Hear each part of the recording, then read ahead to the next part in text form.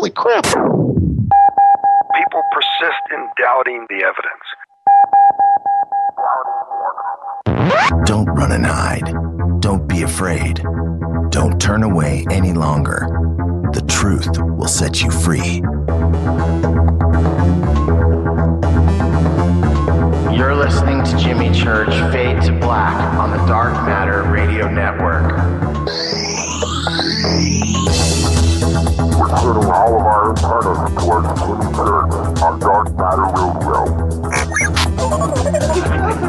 And now, your host, the captain of conspiracy, the prince of paranormal.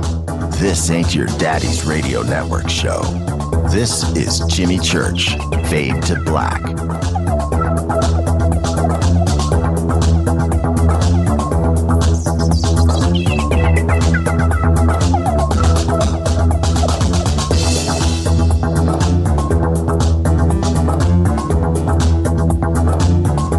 Yeah, let's go. Everybody ready? Strap in. Phone the neighbors, wake the kids. This is Fade to Black. Bespoke radio for the masses. Today's Tuesday, December 16th. 350 days into the new year. 15 days left, people. That's it. Live from the truthfunders.com studios right here in downtown Burbank, California. Truth Funders, the #1 crowdfunding platform for paranormal films, research, expeditions, and inventions of the unknown. Check out truthfunders.com. The launch is kicking off on Christmas. For KJCR and the Dark Matter Radio Network, I am your oh-so-humble host, Jimmy Church. Don't sound so humble right now, do I? I'm humble. What's going on, everybody? I'd like to welcome everybody listening right now around the world, all across the United States, Europe, the UK, Ireland, Scotland, Wales, Netherlands, Belgium, France, Italy. I can keep on going right now. I'll cover the whole continent. South America, Brazil, Mexico, Panama, Costa Rica, Bolivia, Peru, Colombia, Venezuela. You want me to keep going? How about our good friends to the Great White North? Everybody in Canada, Australia, New Zealand. I'm watching the tweets come in right now. Let's light up Twitter. You guys want to go? Tonight's going to be a fantastic show. You know what's going on. We're going to have a great show tonight. So looking forward to this. I've been putting this together for a year. Tonight, Colonel Charles Halt will be with us. And a few surprises. It's going to be a great show. Really looking forward to it. But let's light up Twitter right now. Who is listening? Where are you listening from? I want to know. I get so much email from the UK, Ireland, Scotland every single day. I read email from over there every single day.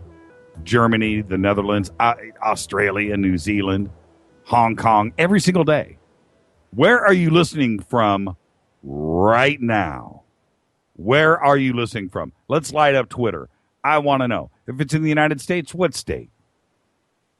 If it's outside of the country, what country? Speak to us.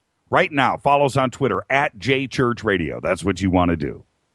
Hashtag DMRadioNet gets you right into the sandbox.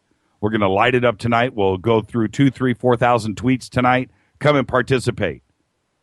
I got a big 24-inch monitor with Twitter sitting to my left.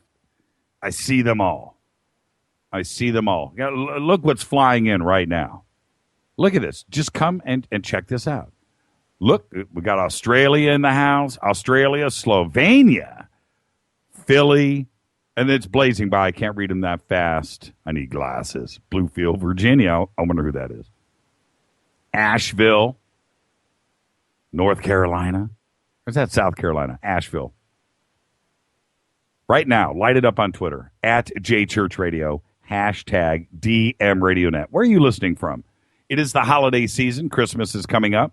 Did you get your shopping done? Did you get it done? Well, let's not forget, especially with tonight's show.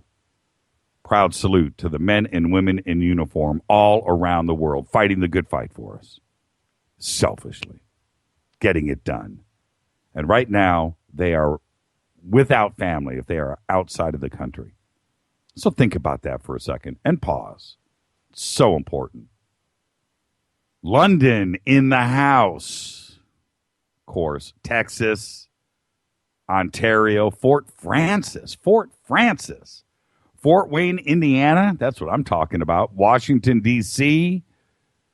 There you go. Keep it coming. Boulder, Colorado, another Texas, New Jersey, Ohio. Bob is in Northwest Ohio. Northwest. What's Northwest? Detroit. Ooh, I didn't say that. I was kidding. Just a joke. Bristol, Tennessee. You know what's in Bristol? Second greatest racetrack in the world. Behind Indy. Come on. All right, let's go. I'm excited. It's going to be a fun show tonight. And I've wanted Charles Halt on this program for a year. We've reached out. Tough guy to get a hold of. But he doesn't do this often. And things have been heating up on the airwaves over the last week. And we reached out, and he said, yes, let's do this, Jimmy. And I'm just so excited. So I'm honored. This is anniversary week, 1 year on the Dark Matter Radio Network. And to celebrate that tonight, Colonel Charles Halt will be with us. I think we may be joined also with John Burroughs. We'll have the two of them on together at some point. I hope, fingers are crossed, but I think we'll do it. It's the holidays. All right, let's go. Hey, is everybody happy with the speed of the website? I was clicking around at jimmychurchradio.com today, and it is so fast. Edmonton, Alberta, Canada in the house. Keep it coming. I want to know where everybody is. Where are you listening from right now? Right now. I didn't do my hither, thither, to and fro, back and forth, east and west, north and south, up and down, far and near. Welcome, everybody. Let's go. Let's get the show cracking. Today, guitarist. He's a master. He can spank the plank. The real deal. Billy Gibbons of ZZ Top is 65 years old. You know, Jimi Hendrix went on the Tonight Show, and Carson turns to him. He's like, dude, you know, you're like the baddest dude out there right now, but who do you respect? And you know what he said? Jimi Hendrix. You know what he said? He said, Billy Gibbons is who I look up to. It says it all right there. Billy Gibbons, 65 years old. I went through Billy Gibbons phase, and Stevie Ray Vaughan and Eddie Van Halen and Steve Vai and Jimmy Page, all that. I went through a Billy Gibbons phase where I thought there was nothing finer than Billy Gibbons. Serious business. 65 years old, and probably the coolest beard in all of musicdom. Also today, this is crazy, singer-producer of ABBA, Benny Andersson. You know, the guy with the beard, piano player. 68 years old. And just on a whim, I thought, you know what? ABBA made more money at one point than any other corporation on planet Earth. They were like bigger than IBM. I wonder how rich he is today. So I looked it up. You know, Benny Andersson, ABBA hasn't done an album in like 75 years. Dude is worth $230 million. Mad. Which he probably spent $1 billion of it. So think about that for a second. That's how big ABBA was. Man, and he was just a fourth of the band. Unbelievable. $230 million. Happy birthday, Benny. You gave us some good stuff. Love ABBA. I do. I love ABBA. In my car right now. I don't know if it's in the CD player, but it's in the car, is ABBA's greatest hits. That's it. I said it out loud. Our dead guy's birthdays today. Two biggies. Two big ones. and it is Christmas, so I'd like to stop and pause for a second. Today, comedian Bill Hicks was born in 1961, died in 1994. Bill Hicks, truly a comedy original, and tragically died in 1994. Very young, very talented, very funny guy. If you ever get a chance, if you don't know who Bill Hicks is, if you weren't around for his heyday, go YouTube some of his stuff. Alex Jones, you mean? Is that pointed at me? Can't be. Tried to reach out to him this week. That's funny. I just saw that. And also today, the king, Arthur C. Clarke. That's right. Today's Arthur C. Clarke's birthday. 1917 to 2008. 2001 wasn't Arthur C. Clarke's best book, by the way. It may be his best movie, but it's not his best book. You know what his best book is, or best series, best book? Rama, the Rama series. And I'll say it too, just like Bill Hicks. If you haven't checked out the Rama series by Arthur C. Clarke, you're really missing out. That is a futuristic possibility, just like 2001 too, as well. Way to look at visitation from E.T. Rama, all of them, Garden of Rama, Rama Returns or whatever, all of them are good. I have them all. I've read them all. Yes, Rama. See, you know, and the thing is, excuse me, I have a cough button right here. See, I could have used it. I could have done this, but I didn't. Rama. Everybody on Twitter, if you know Arthur C. Clarke, if you respect the Clarke, then you respect the Rama. Barrett Owens, Memphis. We knew that. Oh, hey, Barrett, I got your email. Yes, I will definitely take you up on that offer. All of the offers, actually. All right, let's go. Let's light up Twitter. I was thinking about this and was talking to Renee about this. What was your favorite Christmas gift that you ever got? What was your favorite Christmas gift? I'm going to tell you mine.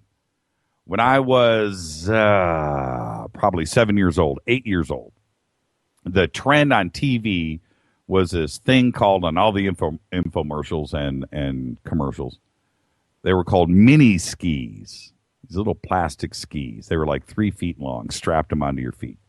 But they were all over television back then, early 70s. And I had to have me some mini skis. And you know what my mom did on Christmas morning? Woke up, Green Machine from Michael Anderson. That's what I'm talking about. And I got my mini skis. And it's just something that I never forgot. And I got my mini skis. Went out on the hill. I think they broke the first day. Loved my mini skis. So what was your favorite Christmas gift of all time? Lionel train set, Mickey Mouse kitty drum set. Yeah, I think we all got one of those. I did. Absolutely. Lego pirate ship one year. Oh, I bet that was cool. Jeff Krause got a guitar. Was it a real guitar? You know, a real one with steel string. You know, what was your favorite Christmas gift? I'll read some of these in a little bit. Transistor radio from Debbie Talent. All right, this is Fade to Black, bespoke radio for the masses. You can email throughout the show, Jimmy@jimmychurchradio.com. Tonight, Colonel Charles Halt, retired, will be with us, RFI. I think we'll be joined a little bit later by John Burroughs, and maybe a couple of surprise phone calls tonight, too, because this is our anniversary week here on Dark Matter Radio. What a year it has been. We've got a crazy show set up for tomorrow. As you can see, we haven't announced it yet. Did it on purpose. Sometimes you got to. But it's Christmas, and it will be the gift that keeps on giving, I assure you. And Thursday night, Steve Murillo and Alex Mastreda will be joining us live in the studio. I've got a guy that's going to come in, not a guy, a legend, that's going to come in and sing on our anniversary night. And I think it's going to be good, too. I'm pretty excited about that. So with that, let's take our first break. We'll come back with some email and some news you don't know. This is Fade to Black, only on the Dark Matter Radio Network. I'm your host, Jimmy Church. Tonight, Charles Halt, RFI, Rendlesham Forest Incident, will be with us. He'll be joining us in about 15 minutes. Later on, John Burroughs will chime in. Let's Fade to Black, bespoke radio for the masses, only on the Dark Matter Radio Network. Stay with us, everybody. I'm fired up. Are you? Let's do this.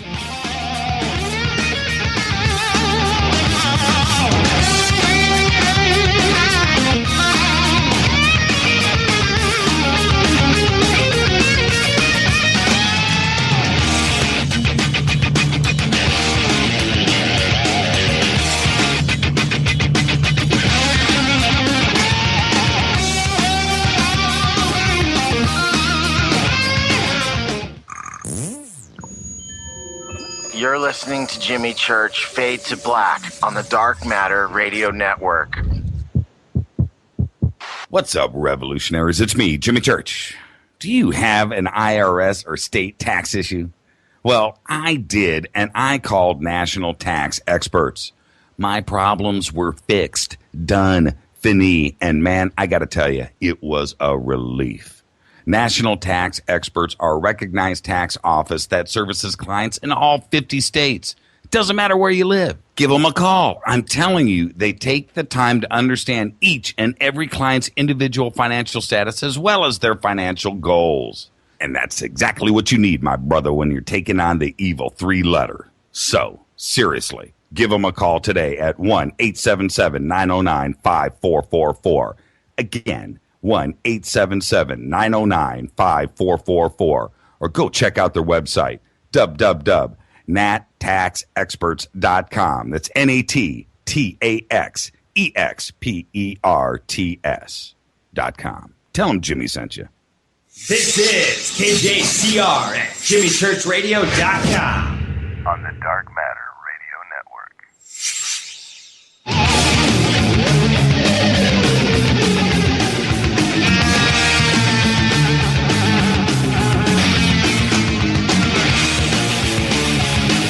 All right, everybody, welcome back. Fade to Black, bespoke radio for the masses, only on the Dark Matter Radio Network. Follow us on Twitter right now at JChurchRadio, hashtag DMRadioNet. Donna Colvin just said she never got a Christmas gift. I'm not buying into that. I want that story.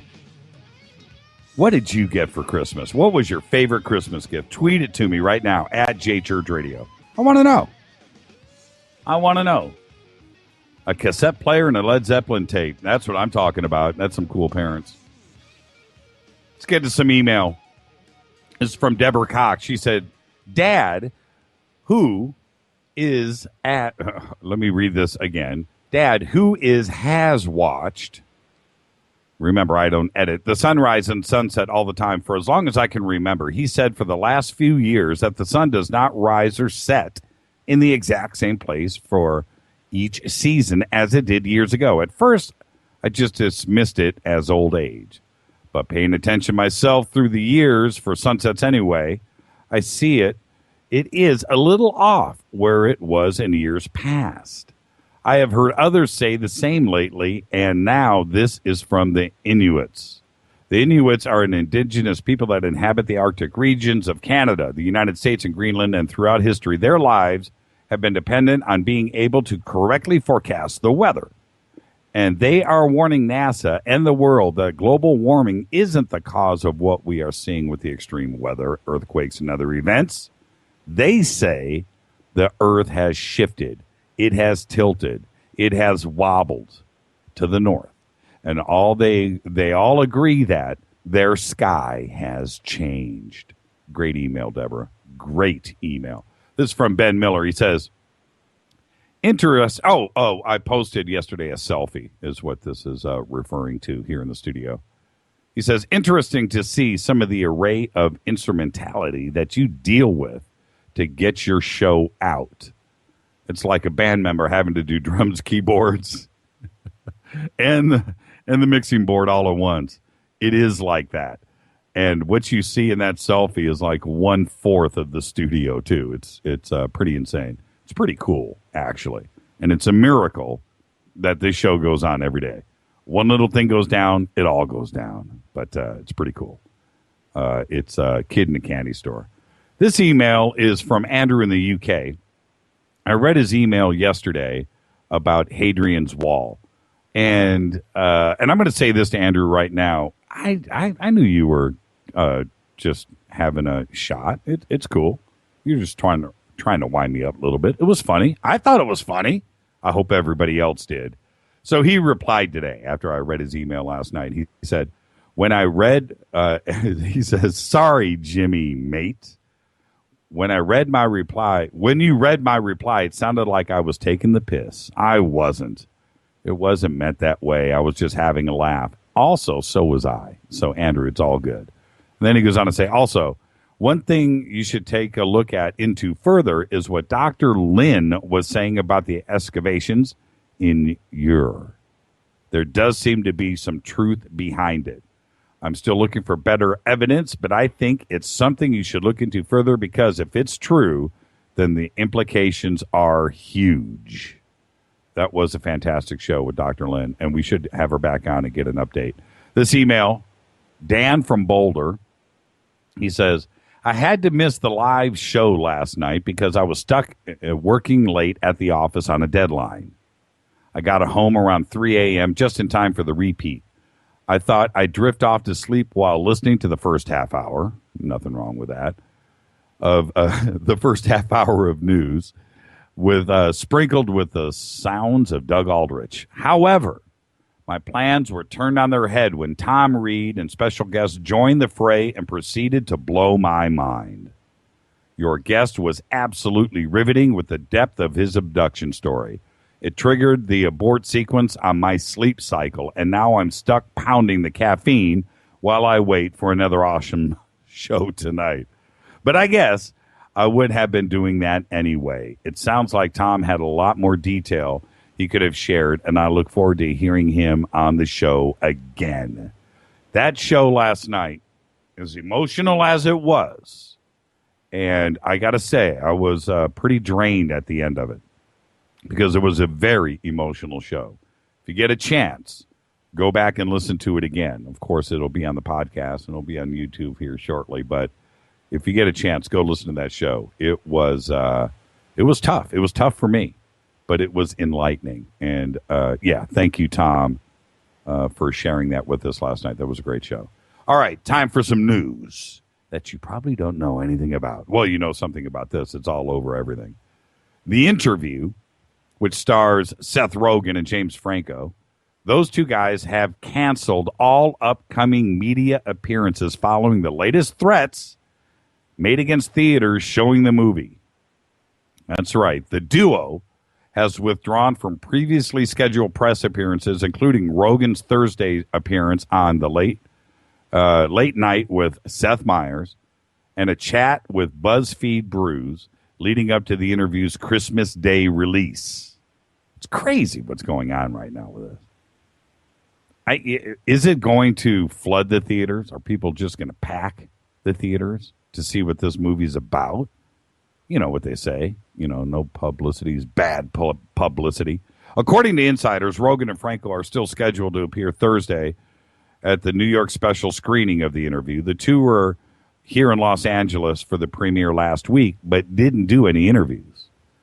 The Sony cyber attack, which has been ongoing since November 24th, escalated to new levels today when a hacker group calling itself the Guardians of Peace, the GOP, threatened a 9/11-like attack on theaters showing The Interview. Yes, today they said, and I'm quoting here, the world will be full of fear. What if we find out it's not North Korea and it's, what if it's just some angry employee at Sony or just some kid somewhere, some 15-year-old kid in Boise? You know, what if it's that? I don't know. I had also heard today that the way that Sony got hacked, 90% of all corporations in America, including this one, are vulnerable. The way that they did it. Interesting. This happened in Texas. Victoria Police Department there in Texas is under fire after one of its officers reportedly used a taser. Not reportedly, it's on video. Well, half of it's on video. Used a taser against a 76-year-old man who was stopped because he had dealer plates. Yep. I'm not making this up. There's no reason to pull somebody over with dealer plates, but the incident began in when Victoria officer Nathaniel Robinson, 23, pulled over Pete Vasquez for driving with an expired inspection sticker, which doesn't matter when you have dealer plates. And everybody knows that when you have dealer plates on a car, it's always expired tags and inspection stickers. Vasquez, who was a mechanic working at a dealership, was test driving the car. The elderly man tried to explain to Robinson that the dealer plates are exempt from an inspection. That got him tased. Well, check this out. Robinson, the cop, he's on leave. I don't know. I tried to find out if it was paid leave. Unbelievable. What's going on? That's the one thing that I thought that we were all exempt from getting pulled over. Dealer plates. Dealer plates are cool. After sharing the list of nominees for its 2015 class of October, today, the Rock and Roll Hall of Fame announced the 8 acts it will be inducting at next year's ceremony. That's right. Green Day made the cut. And I'm with that, I guess. I'm with that. Green Day doesn't feel old enough. You know, it's Rock and Roll Hall of Fame. But I'm into Green Day. You know, that first album was pretty cool. But Joan Jett made it. Lou Reed made it. Too bad he wasn't around to enjoy it. Bill Withers, same thing. Paul Butterfield Blues Band, same situation. Stevie Ray, same situation. But they all made it in. Stevie Ray, of course. Paul Butterfield, well, you know, unless you're into Paul Butterfield, you don't know who he is. But nonetheless, influential. Bill Withers, one of the greatest songs of all time. Same thing with Lou Reed. Joan Jett changed things. So all of that is cool. Green Day, all right. But this is the eye-opener. You guys ready? Are you sitting down? Link Ray. Good call. Link Ray. Jack, that's a good one. Ringo Starr has been selected for this year's Award for Musical Excellence.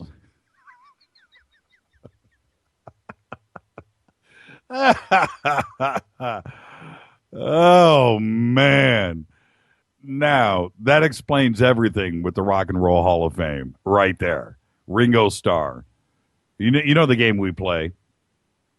That's right. Genius or luckiest man alive.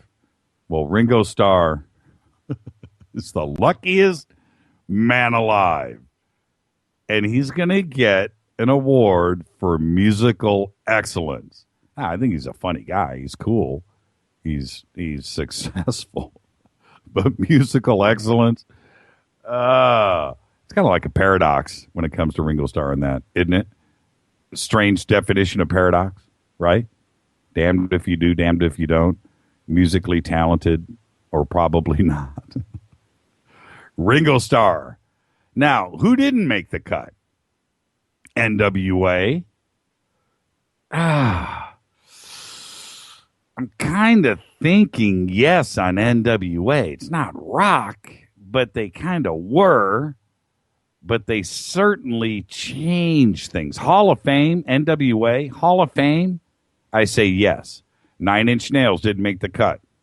I'm not with that. Trent Reznor's a great guy, great producer. 9 Inch Nails, great band. Hall of Fame, I don't know. The Smiths, again, I don't know. Chic, Nile Rodgers, I get it. I understand the respect, but Hall of Fame, Chic, I don't know. I don't know if they're Hall of Fame material. Nile Rodgers certainly is. Sting, yeah, he's Hall of Fame. He should make the cut. And Kraftwerk were on the ballot but didn't make it. I'm like, Kraftwerk? They had one song in like 1972. Autobahn, or whatever that song was. There you go. The top Google searches of 2014 were, are you ready? The top searches in Google were Robin Williams, the World Cup, and Ebola. That's your top three topics. Followed up with runners-up, Malaysian Airlines Flight 370, the Ice Bucket Challenge, Flappy Bird, and Eurovision winner and drag queen, Conchita Wurst. This is Fade to Black. I'm your host, Jimmy Church. We'll be back right after this with Colonel Charles Halt. Stay with us. Way out here, we listen to Jimmy Church on the Dark Matter Radio Network. Dark matter. Dark Matter. Dark Matter. Dark Matter. Dark Matter. You're listening to Fade to Black on the Dark Matter Radio Network. ¿Qué tal, mis amigos? Yo soy Mario Carzan, el tiburón, y los invito para que escuchen a mi buen amigo Jimmy Church Radio. ¡Claro que sí! Oi, oi, I'm Reese Evans. You're listening to Jimmy Church. This is Revolution. The revolution will not be televised. The revolution is on radio. Ciao.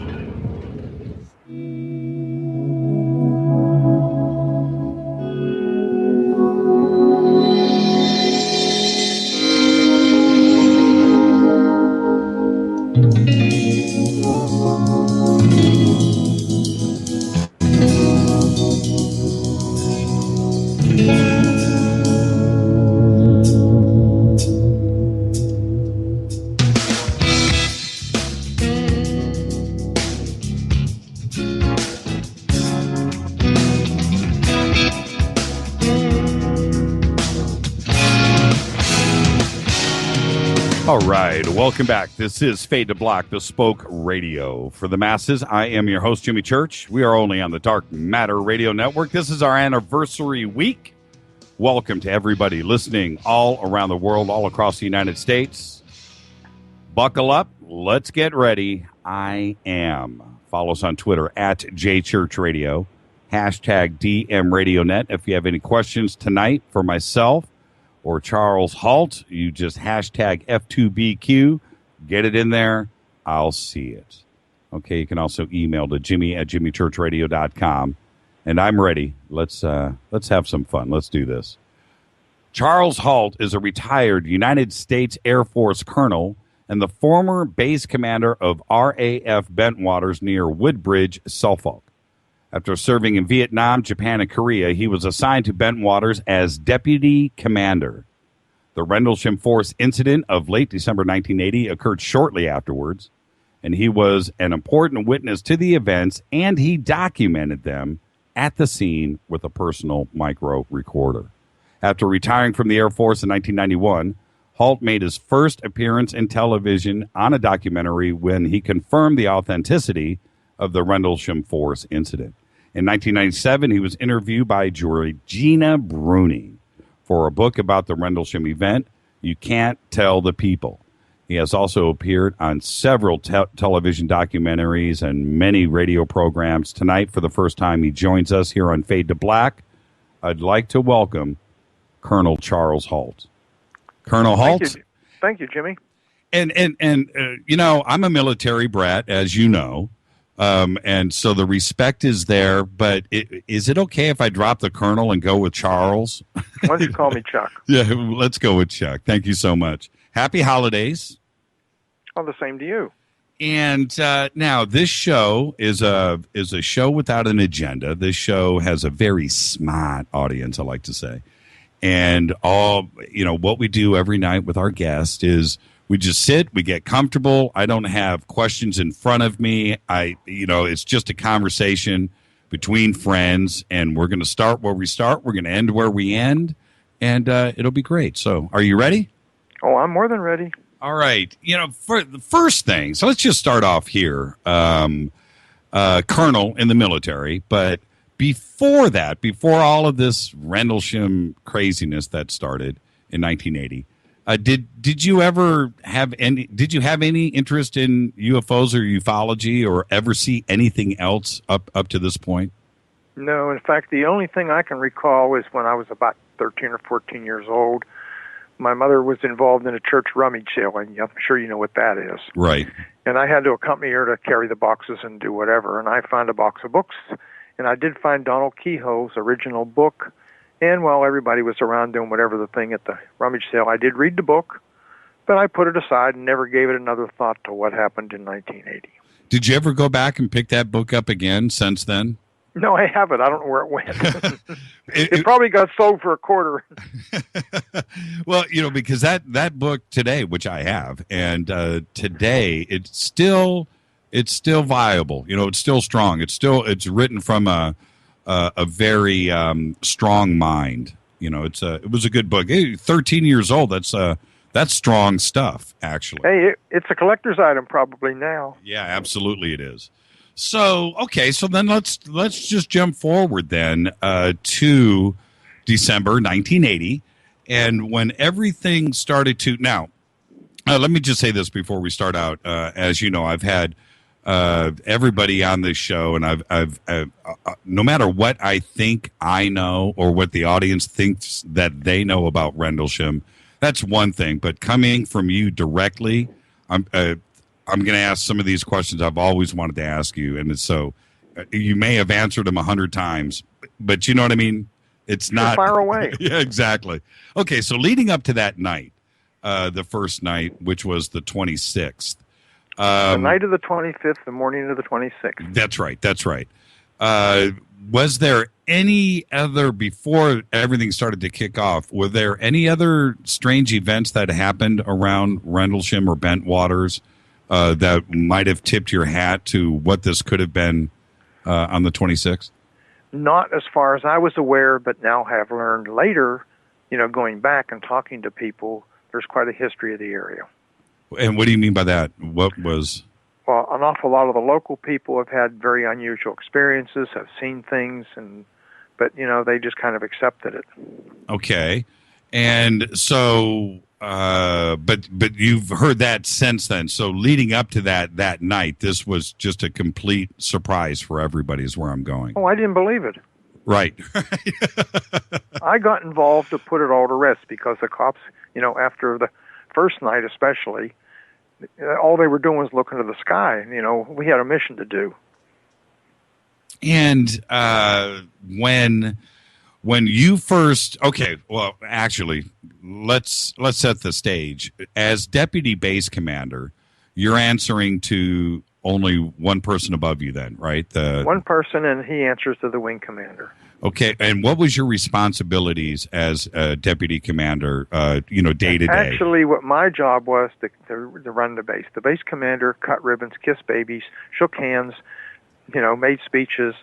In the meantime, I was out at night with the cops, down to the fire department, over in the dining hall in the evening or the middle of the night, down to personnel and whatnot. It was my job to learn the base, what was going on in the base, to make sure things ran smoothly, to keep fires from getting burning, so to speak, to put them out before they got going. Yeah, and I wanted you to say that. There's always a ceremonial type of head of the base, but you're the day-to-day guy. You probably knew what was being served in the cafeteria.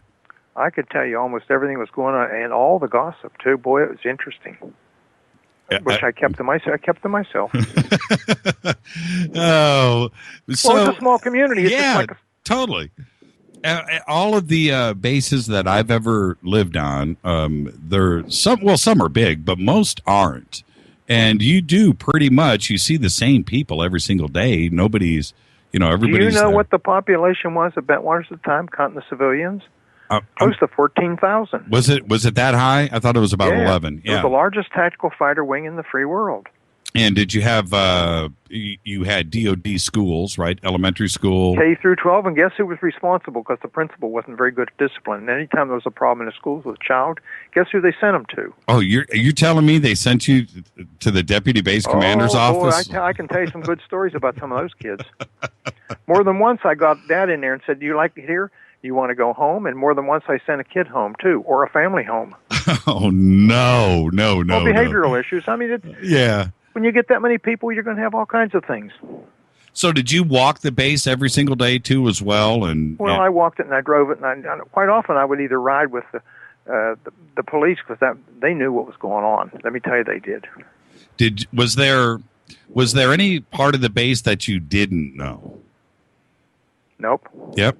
So pretty much like the back of your hand. And I was everywhere from inside the weapons storage area to the bottom of the fire department to you name it. So when this the night of the 26th kicks off, when did you first hear of something? About 5:30 or 6 o'clock in the morning, because I normally started my day pretty early, and it went pretty late too. I stopped by the police station to talk to the desk sergeant and pick up the police blotters. You know what the blotters are? That's a chronological list of everything that happened the previous 24 hours. Mm-hmm. Because we got a copy in the office, or several copies.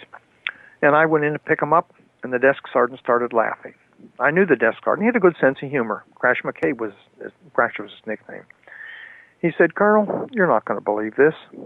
Because I said, "What's so funny?" He said, "Burroughs, Cabanas-Sac, and Peniston were out in the woods all night chasing UFOs. And the lieutenant said, don't put anything in the police blotter." I laughed with him. I said, "Oh, come on. What's this? Tell me specifically what happened." He said, "I really don't know. They thought there was an aircraft crash or something off base. They saw some multicolored lights, et cetera, and they got all excited. They had me call, or some of the police had me call Heathrow, London Heathrow Tire, had me call our tire, RAF Watersham, who had air defense for that sector." And the story kept coming back. There's nothing flying, nothing noted, nothing of any interest or whatever. And I said, "Well, put something in the blotter, because document what, they went off the base after all." And so he did. And I took the blotters up to the office, and we all had a chuckle. "Oh yeah, I'm sure there's something behind this." And as the day wore on, I kept hearing from the police, boy, the chatter was unbelievable and the gossip running around. But I really wasn't convinced there was anything of any significance at that point, except that the cops were getting distracted. With the report of a plane possibly crashing, where did that come from first? What happened was the twin bases, Bentwaters and Woodbridge, were geographically separated. And during the day and in the evening, we had two different patrols. Police 4 and 5 was at Woodbridge, and Police 1 and 2 and 3, one being the supervisor, were at Bentwaters, but Police 1 would rotate back and forth as needed. Police 4 or 5 was John Burroughs. I don't remember which number he was. He and Bud Steffens were on duty at Woodbridge. And the job was to go up and check the back gate, because what happened, there's a shortcut from the back gate around, save you a couple miles around. Mm-hmm. And the maintenance people would always try and get the combination so they didn't have to go around at night, but we couldn't afford to keep people out there to man it. Right. So they went up John went up to check the base gate. And he saw funny lights out, red, blue, and green, or whatever lights out in the forest. Well, first thing he thought was an aircraft crash, so he got on the landline and called back to Crash McCabe and to the Central Security Control, and everybody was trying to figure out, what's going on, and nothing. And of course, J.D. Ingalls, who was the master sergeant, came up, and Peniston came up, and several others came up, and it was decided to send somebody out to investigate. So that's how Burroughs, Peniston, and Cabanas-Sac went out into the forest. So, and I guess what I'm trying to get to here from you, because you're the deputy base commander, did somebody tell Peniston or Burroughs to go and investigate, or were they the first guys to see the lights? No, the group of them gathered there, and a decision was made. Steffens didn't want to go. Burroughs said he would go, and Peniston was, okay, I'll go, and they dragged Cabanas-Sac along. Poor guy, he was the lowest ranking guy. He got dragged along, I guess. Right. And their job was to go out and find out. We normally would not go off the base, but in that particular case, there are no RAF handy there within miles. And if, a downed aircraft, first thing we're going to do is go out there and try whatever was necessary to secure the scene, the safety of the individuals or whatever. And so they went off. Did Crash ever consider, that's his nickname if you don't mind, but did Crash ever consider calling the fire department or the police with something like that, with a possible downed aircraft? I'm not sure he was convinced there was anything out there at that time, but I can't speak for him. I've tried to find him. He's disappeared on me. I'd love to find him. Okay. Now that's that. We can come back to that, but that's essentially what happened the first night. You weren't there, so. But I was not there. I'm not even sure where I was. That was Christmas night.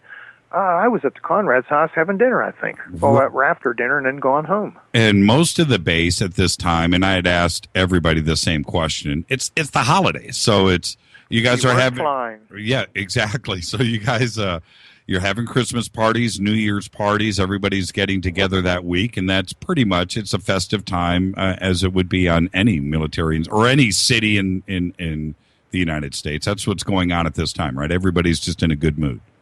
In fact, late that afternoon, what I did is I went down and relieved the gate guard onto the Bentwaters industrial side where the aircraft were for a couple hours. I took his post at the gate and said, go up to the dining hall and, relax, have dinner, and come down, take your time and come on back. Now, the security police commander went crazy over that. Right. And then, which leads us into the strange day in the middle, which was I guess that would be the evening of the 26th. 26th, the morning of the 27th. And I've heard reports of things and some people seeing stuff. Did you hear about anything happening on that evening? No, I didn't specifically until later. Something significant happened because Bonnie Tamplin, who was the on-duty flight commander, she was second lieutenant, and maybe first lieutenant, I don't remember which she was, apparently had some type of an encounter. She and Master Sergeant Bobby Ball had some type of an encounter in the forest or near the edge of the base at Woodbridge. But I do know she left the base very soon thereafter, and I never put it together till later. I was told she had a nervous breakdown, lost her gun, her M16. Somebody else said she threw it down and ran. I have no idea what happened. She's out of the country now. But nothing came across your desk specifically about that day? Nothing, and there was nothing in the police blotter. Okay, so for you, I guess, as Deputy Base Commander, the night of the 26th, morning of the 27th, all was calm. Now, keep in mind, there's a stigma, especially in the military, about reporting UFOs. That's why the air traffic controllers, the night I was out, refused to say they even saw anything, and then that's well documented now. That's why, they knew from past experience. The cops knew. You talk about this, you meet the OSI, and you ruin your career maybe. Of course. Yes. Yeah. And I tell you, a significant number of pilots have come to me and told me, I'll tell you what I saw, but boy, did I never tell anybody. Did you, the day of the 26th, after Peniston and Burroughs had their incident, did you pull them into your office? Did you discuss things with them? Not until after the night I was on. Okay. Because I was still, a skeptic, a non-believer, if you want it. Right. Well, what were you thinking? Did they write up a report at that point? Did anything come across your desk? I brought them in individually and put them in the conference room and had them sit down. I said, write down what you experienced. Right, and that was on the 28th? That 29th? would have been the 28th or 29th. I'd have to go look at the calendar. Right, okay. So everything, that's what I'm trying to paint the picture and get a feel for what was going on. So everything is kind of calm. The incident happened. UFOs crash said Peniston and Burroughs were out in the forest chasing UFOs, but nothing official was written up at that point. But then you're attending a party, and actually, it was a year-end. It was a family affair. It was a covered dish dinner, is what it was. Oh, okay. And so, what happened? Well, we had just finished the main course, and we're getting ready for dessert when Bruce England, he was lieutenant, came in white as a sheet. Now, you have to put this in perspective. Bruce England was not a typical lieutenant. Bruce England had spent 4 years in the Marine Corps, got out, went back to college, got a degree, and came in the Air Force. So he was a pretty seasoned guy. Mm-hmm. He didn't get excited very easily, and he came in all excited and grabbed Ted Conrad, my boss, and I, and said, we have to talk. It's back. And Conrad and I looked at each other. So the only private place, it was a small facility, was in the coat room. So we went in the coat room, and he said, the UFO's back. And, oh, come on. Still didn't believe it. So Conrad had to make some awards and speech and, recognize people for accomplishments during the year. So it fell on me. He said, go out and put this to rest. So I said, I went to Mel Zickler, who was a squadron commander, the police squadron commander. I said, I need one of your senior NCOs to go with me, take me out and show me what's going on. And Bruce England, who was the lieutenant, I went to disaster preparedness officer, Sue Jones, Captain Jones, and I said, who's on standby? And she said, Monroe Nevels. I knew Nevels from exercises. I said, have Monroe Nevels go down to the office and get an AMP-27, which is a Geiger counter, because I wanted to take some stuff out to show that there was nothing there. Right. And I said to Ziegler, have them come by the house and pick me up, because I had a suit on. I want to change clothes. So I went home and changed clothes. They came by in a Jeep, England and Ball, and I think Westenza, maybe. I'm not sure who the other person was at that point. Picked me up, and we went down to the disaster preparedness office, met Nevels down there. He had his camera. He was a pretty good amateur photographer. And we all went out to the site in the forest. Now, did you want to go, or did you just think you were wasting your time? Well, yes and no. I wanted to go to put it to rest. But I did think I was wasting my time. Mm-hmm. Yeah, I can see that. And plus, you're hey, you drugged me out of the middle of right, and I didn't get dinner. to say anything or see what was going on and all. Gosh, and here it's 32 to 35 degrees and the wind's blowing. It's cold, not in the middle of nowhere. Exactly. I can only. I'm right with you. So now you don't know if it's Adrian that's with you, but well, when we got out into the forest, Adrian was with us. Okay. You just don't know. Well, the reason I say that is because Adrian went back sometime before or when I was going out to get the Lidalls because they were having problems. The Lidalls wouldn't run. If you know what the Lidalls are, it's a small motor generator with big fluorescent lights. They're very simple. I mean, it's like a big lawnmower with a light, right. 2 lights. Right. I mean, not much can go wrong, really, if you put fuel in them. I mean, they're pretty reliable. Right.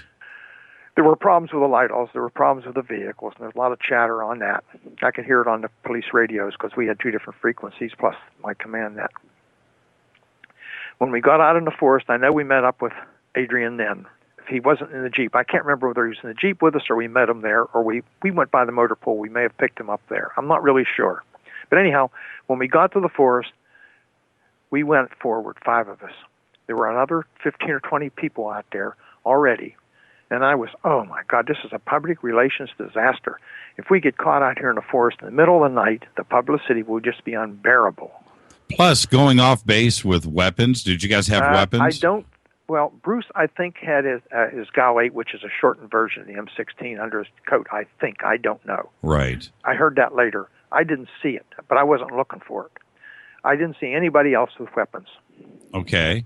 And so there's 15. They knew better than to take weapons off base. That's a big point that needs to be. It just doesn't happen. It just even when we transported weapons between Bentwaters and Woodbridge, which we had to do from time to time, they were in constant radio contact, and there was always a problem because it was a dead spot where you dipped down halfway over there and went around a roundabout at Ike. And there was always concern about that somebody could do something there when we lost radio contact for like 30 seconds. Sure.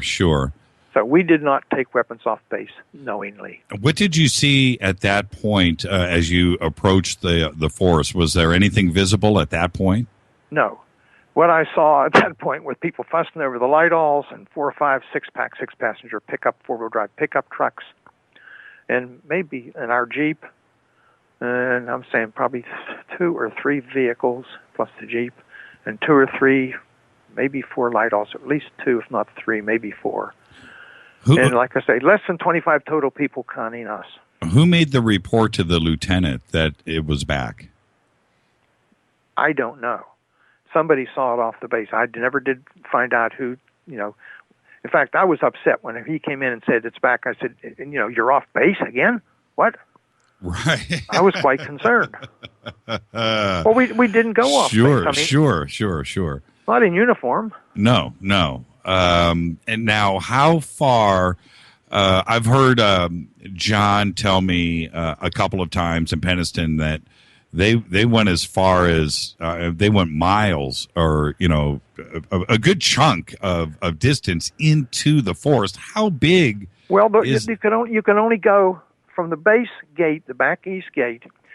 You go down the service road, which was a paved road, about 150 or 200 yards. And you hit the Forest Service Road, which runs perpendicular and goes up into where the Forest Service offices are and the Forest Ranger's house.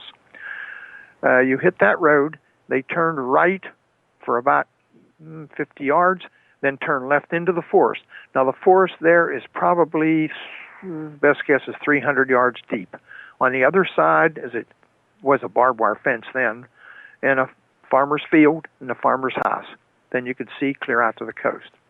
At that time, the trees from the east gate had not grown up. It was just low scrub, and you could see all the way into the forest clearly. Now you can't because it's all grown up. That's right. That's right. So with you at this point, Burroughs isn't there. Is he on the radio? Burroughs showed up at some point. Let me explain. With me was Bobby Ball, Bruce England, Sergeant Nevels, Vistenza, and myself, 5 of us. Gotcha. Burroughs hitched a ride, as best I can determine. He'll probably tell you that, with one of the patrols because he was really, concerned and wanted to be involved in everything, I guess. The best way to put it. And that's just John's personality.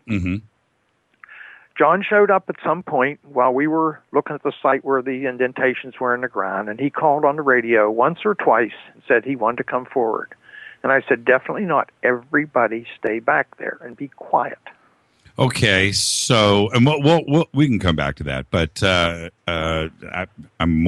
so when I talked to you last week, and I told you about me listening to the original tapes of yours back, I don't know, it's 20 years ago now. It was absolutely riveting. I mean, it's just riveting. It's some of the best stuff that you can listen to. Well, we were rather excited. And not at that point we weren't. It got soon thereafter we got very excited. Now at this point, were you recording now? Were you already recording with your micro cassette? When I did, it's a small, little, tiny linear cassette recorder, micro cassette recorder. I carried it everywhere all the time, and I would just slide the switch on, and occasionally, whenever we were doing something, make a note or two, just so I had some notes. Until the activity picked up, let's say. So the tape is only, 19 minutes long.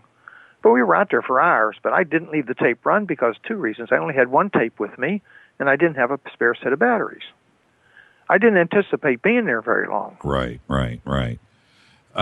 Okay, so now you're heading into the forest. You've got 15 people back. You've got 4 guys with you. There's 5 total, including yourself. What happens next? Okay. England takes us to the site where this object supposedly landed 2 nights before and shows us the indentations in the ground. So we're milling around there, taking measurements and readings with the Geiger counter, and we obviously get readings which are well above background radiation readings.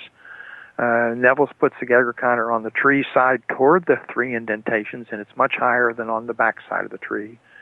There appears to be marks on the trees, and if you looked overhead, there was a very tall Corsica pines. I mean, they were probably 60, 80 feet tall, and a heavy canopy over, but you could walk clearly underneath them. You could see a clear opening above us, as though something had, and branches on the ground. So this really had me puzzled. But I still, so what? Until what happened a few minutes later. When I believe it was Bruce England said, look over there. There's this glowing object. And some say the lighthouse. And I can comment a lot on that, but we can come back to that. Yeah, we'll come back to it. That we see this object out in the farmer's field on the coast side between us and the farmer's house.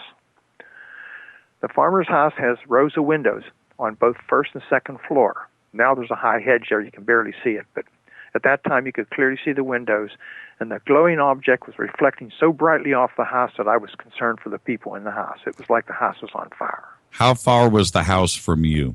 When we watched, initially saw the object, it was moving back and forth, and it actually came into the forest. It moved through the trees, avoiding the trees, bobbing up and down a little bit as it went through the trees, and as though it was coming in to look at us or something.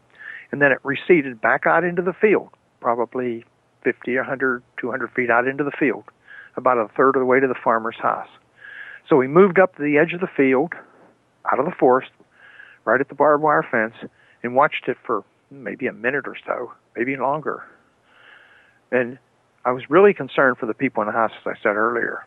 And suddenly it silently exploded into 5 white objects, and they just disappeared.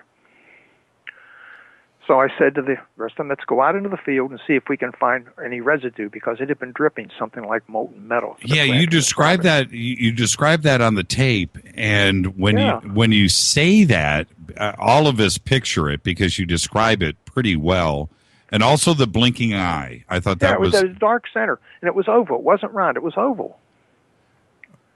What do you mean oval? Like a football oval? Yeah, something like a football. Not quite like a football, but similar. So it did look like an eye. It did. Now, keep in mind, I have talked with even the lighthouse keeper, Keith Siemens. I went and looked up the lighthouse keeper later. When Ian Redpath came in and said, you guys saw the lighthouse. I said, whoa. He said, wait a minute. The lighthouse shows 3 different lights, red and green to sea, and they're shuttered, and white to the coast. What we saw was red, glowing reddish horns.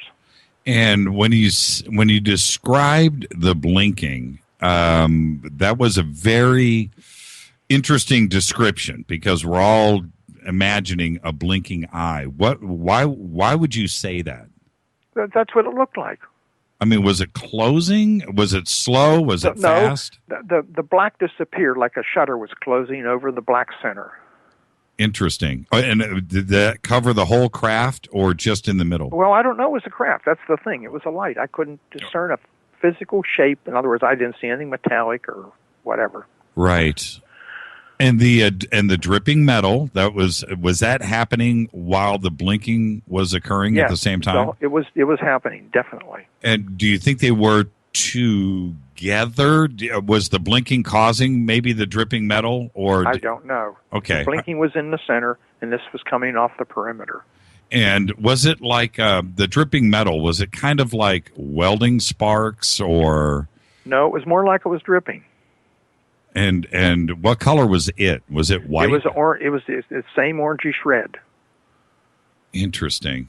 So then we went out into the field, and I said, there's got to be some residue or some burn marks on the ground or some evidence out there, because I was looking for something. I'm thinking all the time, nobody's going to believe this. Why did I get involved? Gosh, This is bad news. Mm-hmm. And how wide do you think, when you're describing the oval from that distance, is probably difficult to guess, but what are we thinking here? 30 feet, 20 feet? No. It was much smaller. Probably 2 or 3 feet at the most. Oh, really? Okay. Yeah. Okay. It was not large enough to have any discernible, creature that we know in it. And with the lighthouse, which everybody knew about, it wasn't built, 2 weeks before this incident. It was out at Orford Nest. We used to go out and have dinner at the pub out there. It was a good place. They had good food. Did it ever enter your mind that it was the lighthouse, ever? No, not at all. In fact, I never even thought about the lighthouse. I mean, I saw it. I never gave it a thought until Ian Redpath says, I know, you saw the lighthouse. I said, no, I didn't see the lighthouse. The lighthouse was over there, and it's white. So now when I want to know what's going through your mind, when you see this thing burst into the 5 different objects, at that point, what were you thinking? Were you thinking, this is us, this is them, this is I didn't a know hologram? What it was. First thing I'm thinking is ball lightning, but I've never seen ball lightning. I've read about it and heard about it, and had people tell me I had an experience with it, but it doesn't do that I know of. But I didn't rule that out. I didn't know that much about it. I just knew it wasn't anything I'd ever seen before. And I was quite concerned. What did Bustenza say? I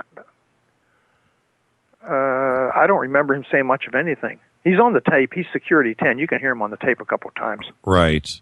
Who was closest to you? Who were you conversing with at that point? The command post. Other than the 4 people, we were all right together. We stayed right together. I got you. Group. I got you. But I was on the command post radio, constantly asking them, and telling them what's going on. So Gordon Williams and all the other senior officers were all tuned in and listening to this. And what about, was there anything from the tower? Could they see where you guys were at? And what about radar? I don't hear much about that. No, I asked the command post, because that's who I had to link with the radio, to call them and talk with them. And they came back and said, nothing. They don't see anything. I said, have Eastern Radar, IF Wadisham, look here. And I told them where to look. That's when we saw the objects in the sky. And I got the same answer. But now I found out years later, and I've talked to the two controllers that were in the tire and the major that was up there, and that's another story. They actually watched it object go across the 60-mile scope in 6 or 8 seconds, which is about 3,000 miles or more an hour, come back across the scope, and physically saw it go into the forest, and it was glowing red. They're on record now with that. You want to hang? This is our anniversary week, Colonel, and I think I have another Colonel calling in. Hang on for a second. Hi, you're live on Fade to Black. Who's calling? Kevin Randall. Kevin Randall. How are you tonight, sir? I am fine. How are you? Say hi to Colonel Charles Halt. Have you guys ever met? Pardon me? Have you guys ever met, you and Colonel Halt? I have not met Colonel Halt, but I would gladly say hi to him. He's right here with us. This is our anniversary week. This is Kevin Randall, the author and researcher, Colonel Halt. Oh, well, nice to meet you on the phone. and a retired lieutenant colonel. Yeah, he's a retired lieutenant colonel. So you outrank him, Charles. So I'm retired now. I don't worry about rank. And I spent some time in the Air Force, but I was a helicopter pilot in the Army for a long time, too. So I'm actually a retired Army as opposed to Air Force. And thank you so much for calling in and saying hi to Charles. It's such a great week, anniversary week. You've been on the show with us so many times, and thank you for all of your support all year long. I was going to say congratulations on your year-long activity there, but I'm more impressed with talking to Colonel Halt, so there you go. There you go. Thank you so much. And we got to get you on the show right after the first of the year. Do me a favor, say Merry Christmas and Happy Holidays to the family. And again, thanks for checking in with us so much, Kevin. Well, thank you, and the same to you, and the same to Colonel Halt and John Burroughs and Jim Peniston, whom I do know very well, by the way. So have a good time with your show. Thank you so much, Kevin. Happy holidays. Same to you. Happy holidays to you. Bye-bye. Bye-bye. Yeah, this is our anniversary week, and friends of the show and other researchers out there have been calling in all week, and so there you go. Kevin Randall. You know, Kevin's the guy, just like RFI. Kevin did all of the original research over at Roswell, Stanton Friedman and Don Schmidt, and he's somebody that I respect quite a bit. So back to where we are with you know what, I want to take a left turn for a second with Larry Warren's reports on what he saw. Was he seeing the same thing that you were seeing next to the farmhouse, or was his incident a separate one? I can't answer that. I never saw Larry Warren. Okay, so you didn't see him there that night, but that's fine if you didn't, because I can't say he wasn't there. Right. I didn't believe he was there, and the reason being because he'd only been on the base 2 weeks or something. Right. And the required training took about 4 to 6 weeks. But it's possible, and he claims he had the training prior to arrival. So I don't know. Right. Well, I guess my question is, with his description and his incident, do you think it was the one that you guys were looking at here? You don't want me to tell you what I think. Okay. Let's put it this way. He says Bustenza was with him. Guess what? Okay. Well, is it possible that he was out on the fringe maybe and was there? Well, you know what? That's all speculation, and he was beside me. He was beside me the whole time. Okay. Now, so back to now. I want to get into your frame of mind with what you just saw. Now, are you thinking about that book from Kehoe? Are you suddenly thinking, this is strange, this is something that I can't explain? And is that what was going through your mind? Even worse. What were you thinking? Well, nobody's going to believe this. I wish I hadn't come out here. And, The stress was pretty high. But it gets even worse whenever the object came overhead and sent the beam down. Right. That about undid all of us. And how was that one of the 5 breakaway objects? No, they disappeared. It was sort of like fireworks. Okay. And glowing white, and then they just disappeared. But very soon thereafter, I think it was Bobby Ball, but I don't remember. Maybe it was Bruce England, noticed the objects in the sky to the north, multiple objects, and then I called the command post again and said, here's where to look. Have them look here. And they said, we don't see anything. They kept telling me. And then we saw the 2 objects to the south, one of which came overhead at very high speed, stopped overhead, and I could not discern a shape. It was white glowing is all I can say. And the equivalent of a laser beam came down about 10 or 12 inches in diameter, maybe a little larger, 10 or 15 feet away.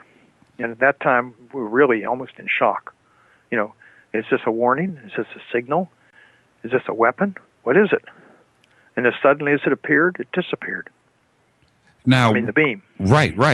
And the question has always come up about nuclear weapons being there. I realize you have, your privacy and secrecy stuff that you still need to adhere to. But was there any nuclear weapons on the base? Was there anything? I can't comment on that. Okay, fair enough. If there were, are you concerned now with something like this flying overhead that you don't know what it is?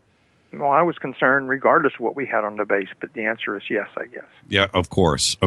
Now, what happens? And I could hear the chatter on the radio, on the police radio, from the weapons storage area, and we could see beams in, near, or somewhere around where the weapons storage area was. We were 1.5 miles probably away, maybe 2. I don't know. I'm not sure how far exactly, but it was pretty far away. Sure. But we can hear the chatter. Then I later found out talking to people in the tower. With the tower, we have a tower inside the weapons storage area. A tower operator. It's the alternate central security control, and they had this farm control and everything up there. It's a guard tower. Yeah, it's 40-some feet tall. And when you say beams, I want you to tell me about that. And did you actually see the beams yourself, or was this reported to you?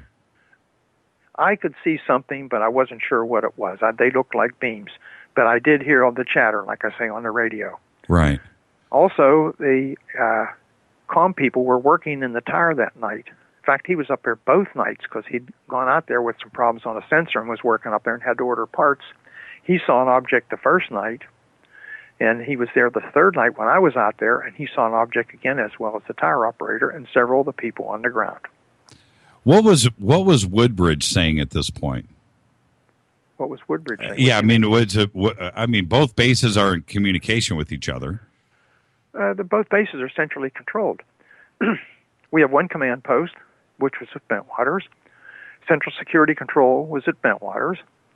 So the only thing we had over at Woodbridge really was the air traffic control tower, which there was somebody there, but they were shut down for the night. I got you. Okay, so you didn't have access to that. We weren't flying. Right. You weren't not But flying. there were 2 operators in the Bentwaters tower. They always had somebody up there. At any point, were you considering getting civilians involved? I had to rely on the command post to do that. Even if it's off base? Yep. And what were they saying? I mean, I don't know. If I was in your position, I think I'd be calling out all forces, everybody front and center. You have to understand how it works in the military. I had to report what I see through the command post. If anybody's going to contact with the British civilians, it would be the command post or the command structure. Did they make any attempt at that? Not that I know of. Why do you think they didn't? I don't think they have to believe what was going on. Okay, so what happens next? Now you the objects have bursted. You've had this flyby.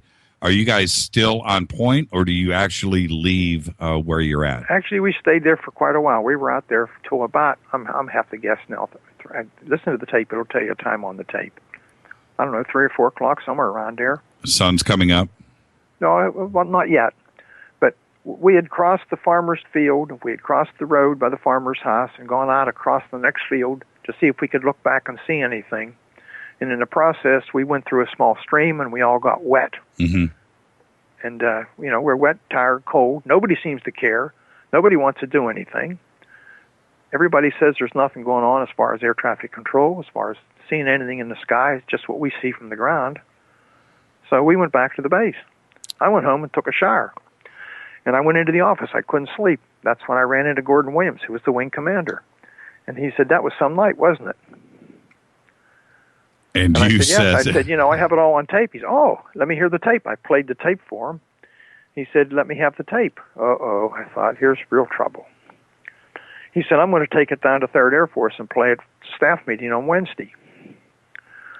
I thought, there's the end of my career. Right. So he takes the tape, and, I worry for Tuesday and Wednesday, and he comes back Wednesday afternoon. And I said, and he laughs, and I said, well, boss, do I still have a job? And he just laughed again. He threw me the tape recorder. I said, well, what happened?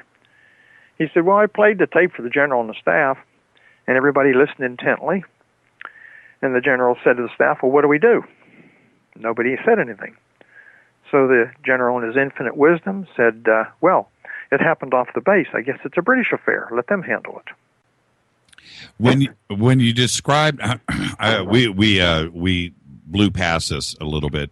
When you were describing the beams, because this is an air base, the difference between a spotlight from a helicopter or some type of searchlight. Oh, yeah. There were no helicopters flying. And there was nothing in the air. And I'm not suggesting that. What I'm saying is, a beam from a light normally radiates. Right. This was focused. Laser-like, maybe? That's why I say laser-like. It was focused. And what color was it? It was a whitish color, and you could see the dust in it, just like you would normally see if you had a flashlight beam. Was there only one?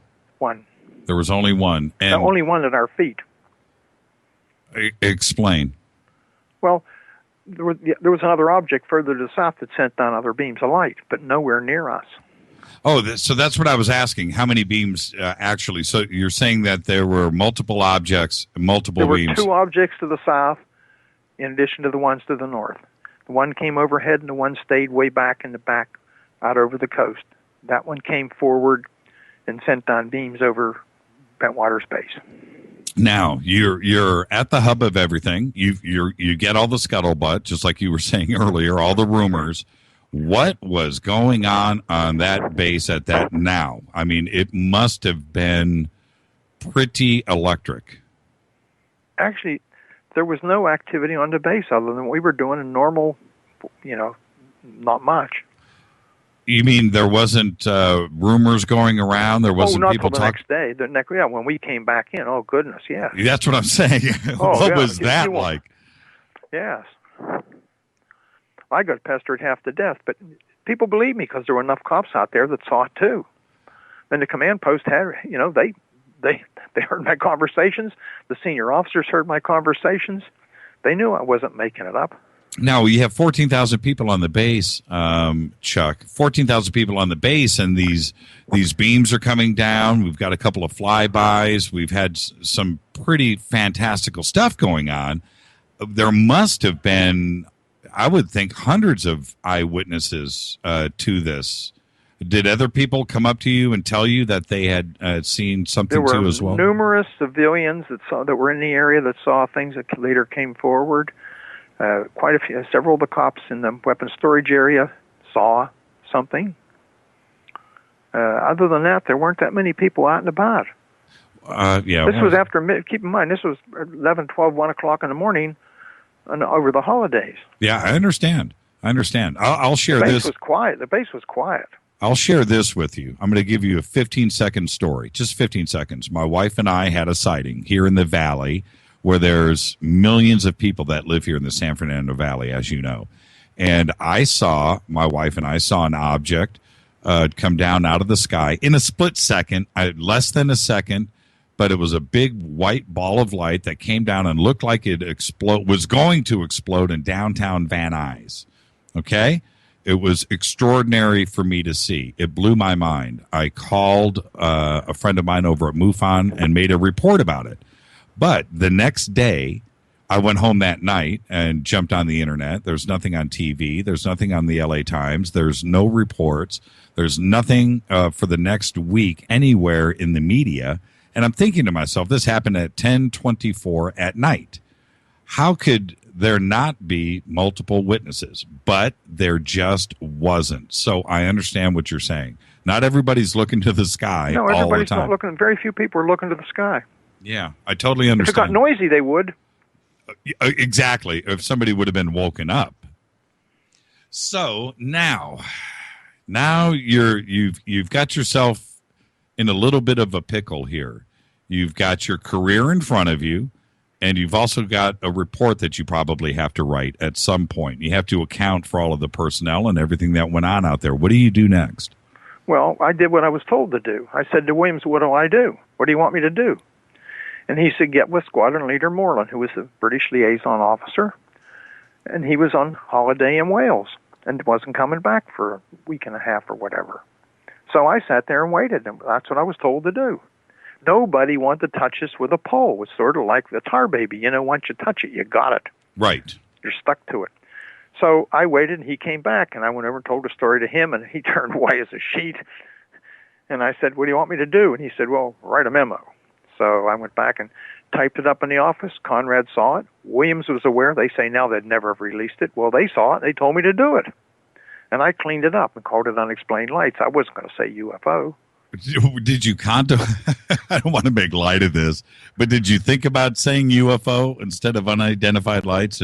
No, I'm not saying that. Yeah. Let the British figure this out. It's not my game. I wanted to be as far away from it as possible. I would never have come forward if the tape hadn't been released and the memo hadn't been released. I was very happy that everything went away. Fortunately, that all didn't come out until after the promotion board matter. I probably wouldn't have gotten promoted. What about contact from the Ministry of Defense or other British intelligence? No, they never did anything. I never met.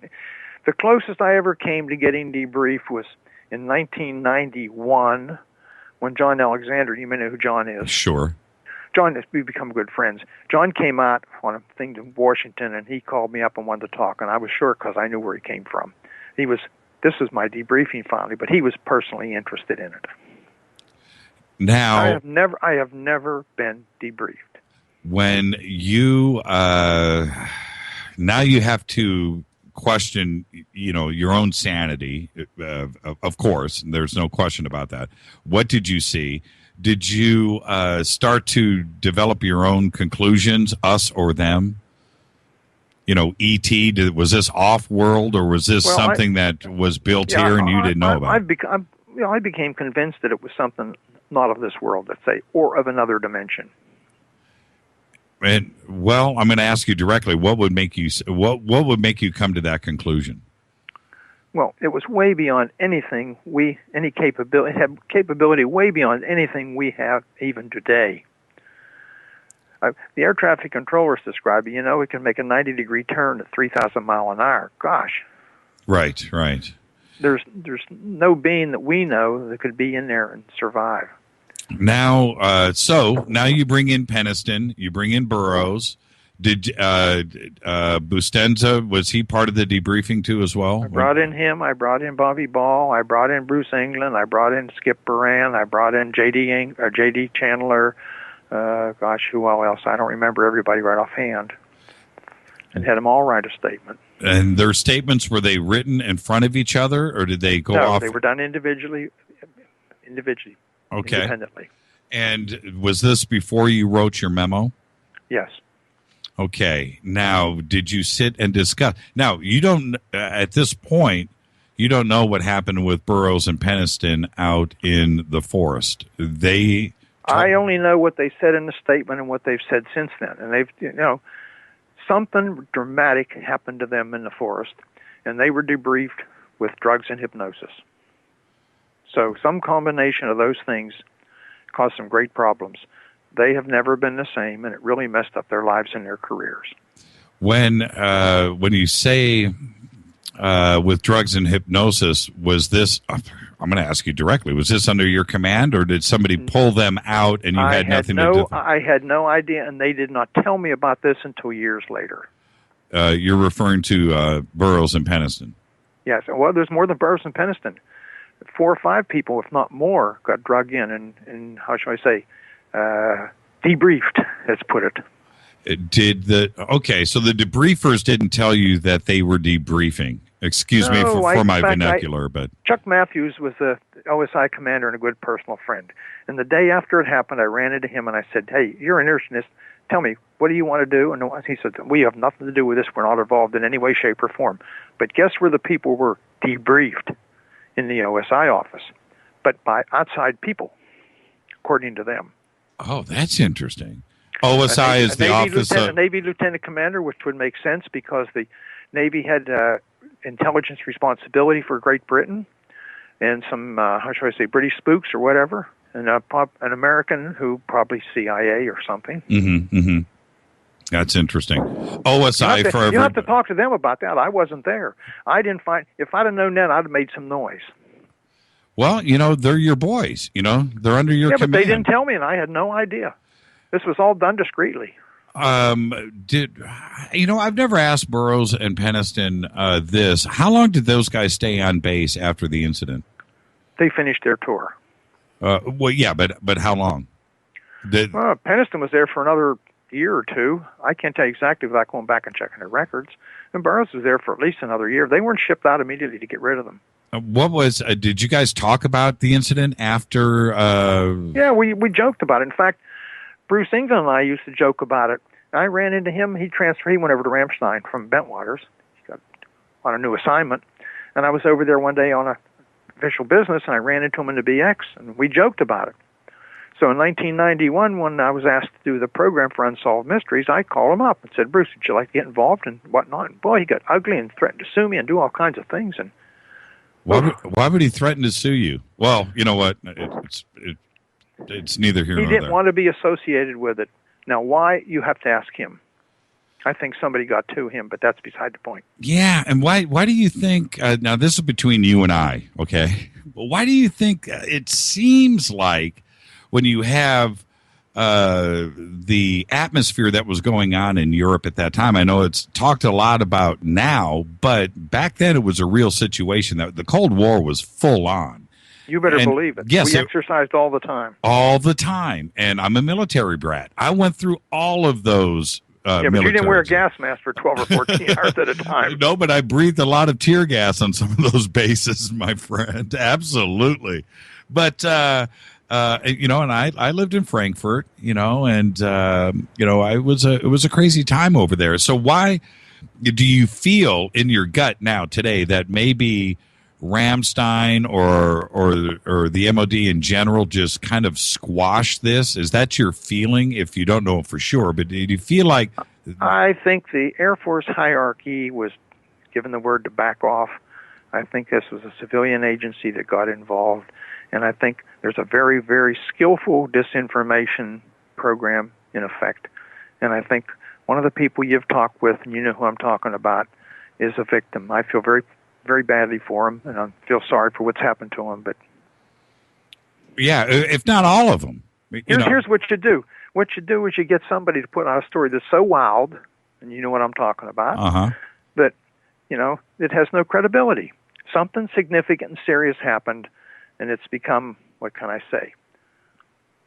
Yeah. Almost a joke. Yeah, well, and for all of them, if that is indeed the case, then they only know what they assume is real. And I'm not suggesting that, but if it's an effective mind control situation, that's exactly how you would be forced. Bud Hopkins and I, we became very good friends in his last few years. And he summed it up with induced memory, is what he called it. Well, again, you and I had talked earlier this week. You know that I would love, the one thing that I think that all of us would like to do is to get all of you guys together and sit down with me and sit and talk and figure this out. Not figure it out, because you were not with Peniston and Burroughs. You know their accounts that was out there. Larry Warren. I'm not sure anybody knows what happened in the forest. Exactly. And I don't think I can shed any light on that. But you were the colonel. You were the deputy base commander. You were the hub. I'll tell you what I do have now. I have 800 plus pages of all the research done by Larry Fawcett. You know who Larry is? Yep. Okay. It's very interesting reading. That's all I'm going to say. Well, very interesting reading. Would you get together with all of us? I'm not interested in meeting with Larry. He calls me an adversary and all kinds of things. Threatens to sue me. He's got lawyers chasing after me. Right. I'm not interested in dealing with that. Well, life's too short. I put this on the shelf. These guys live this thing day and night. I don't. Right. You brought this back up, or they did. I didn't. No. I didn't even get involved in Nick Pope's book. Neither did I. But there Rendlesham wouldn't have surfaced if Larry hadn't have told his story. And I think that's certainly true. Yeah, and I think he's as significant. He's a friend, and I really think that Larry and Jim and John, just like yourself, I think everybody is honest here. I don't think anybody is lying. I really don't. And that's how I really feel. I think, maybe emotions have gotten a little out of whack over the years, and I can get that. I understand why. These are people's lives that have been messed with here. But I think if we all just sat down and put some things to bed, then I think we could all move forward. Life is too short. I totally agree with you, Chuck. So? I'm not that interested. Okay. Well, we'll talk off the air, and I think it would be great for all of us, and for the UFO community out there that has been getting mixed messages. The best thing to do is to send one consistent message and to show that there isn't any dissension amongst the troops here. I think there is. I don't think you'll resolve anything. Although I have to tell you, what I've recently gained, I would love to sit down with Jim and John and Cabanas and any of the others and show them what I have now. And it would reinforce a lot of what they know and a lot of what they think. I really appreciate you coming on tonight. Thank you so much. Well, you're quite welcome. It's been fun. Thank you, Charles. And have my a good best. holiday. Yeah, you too. Thank you so much. All right. Goodbye. Charles Halt, everybody. Thank you so much. Let's take a quick break. And when I come back, we'll pick it up from there. This is Fade to Black. Woo! Bespoke radio for the masses. Happy holidays, everybody. Follow us on Twitter at JChurchRadio. I'll be back right after this. Stay with us.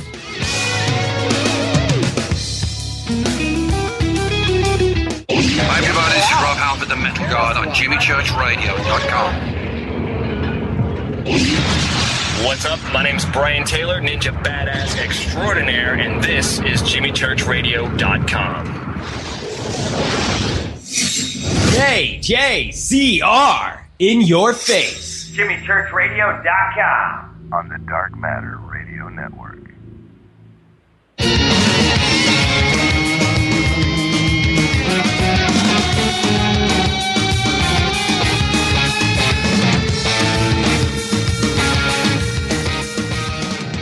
All right, everybody, welcome back. Fade to Black. Bespoke radio for the masses. This is our anniversary week. 1 year on Dark Matter Radio. I'm your host, Jimmy Church. Shoot me an email right now to jimmy@jimmychurchradio.com. You can follow us on Twitter at JChurchRadio, hashtag DMRadioNet. What did you just think of that interview with Charles Halt? I see that. That was an awkward moment. I do see that. Joining us right now, Jason Martell. How are you, Jason? Hey, Jimmy. Happy anniversary, my friend. Happy anniversary to me. Thank you so much. Hey, Jason, did you hear any of the Charles Halt interview? Unfortunately, I did not, but I am very familiar with Charles Halt and his involvement in, I believe it's the Rendlesham case and various other things. It got a little dicey there at the end. I respect Charles. I really do. I respect Charles. I respect all of those guys. And they went through a lot. Every single one of them. That moment in that forest was a life-changing, game-changing event for all of them. And I could tell, I've had all the guys on the show, and you know as well as I do that when somebody experiences something like that, their life has changed. It's an epiphany. It is, Jimmy, and I'm going to make a comment on that, but then I want to point the arrow back to you and your anniversary. Sure. I give this analogy a lot to people, explaining an alien abduction scenario or something of that magnitude. And the simple analogy is, if I ran over to you and I said, Jimmy, I ran outside tonight, and there was water falling from the sky, and there were these large bolts of light, and this thunderous, sound, and I'm trying to describe to you a thunderstorm which you'd never experienced, and I'm just trying to describe it. There's no way to encapsulate the experience of actually feeling a thunderstorm. And until you have that context of any type of paranormal event, there's just no middle ground to actually comprehend what someone's trying to convey. You can't. You reminded me, just describing that to me, I remember the first time an Indy car went by me on a track at speed, right? There is nothing in your life that can prepare you for that moment. The speed, the loudness, and the smells, everything, all that tactile stuff that's going on at that moment. That's awesome. Yeah, you can't. You're not prepared for that. There's no way, unless somebody has been there, that you can describe that moment to them to even come close to putting him in that moment. You couldn't do it. You just couldn't do it. I'm totally with you on that. Well, you and I are car guys, so you know exactly what I'm talking about. I do. That's why I'm smiling as I'm listening. But listen, just to give your audience some idea here, I really do want to extol you, Jimmy. You are an excellent host, and I recollect when I first did an interview with you, and I didn't know who you were, but you were with respectable people backing you, and that I'd love to come on your network, And I remember the interview with you, and it was. These were very serious topics that we were going to discuss. Things like, the return of Planet X. It was the Great Flood caused by Planet X. Right. Are there alien bases, hidden under the water in Malibu and such? But the main thing I think in our first interview regarded around Zacharias Sitchin and some interesting topics. And, your approach and your tone of voice and the way you came at it was very, not aggressive, but so energized and passionate and charging forward with the info. And you and I kind of battled it, but from a showmanship perspective. And you instantly gained my respect and trust because we realized that what we're doing is educating the people listening to your show, and that you and I as individuals, off camera, I give you a hug and be like, dude. Right.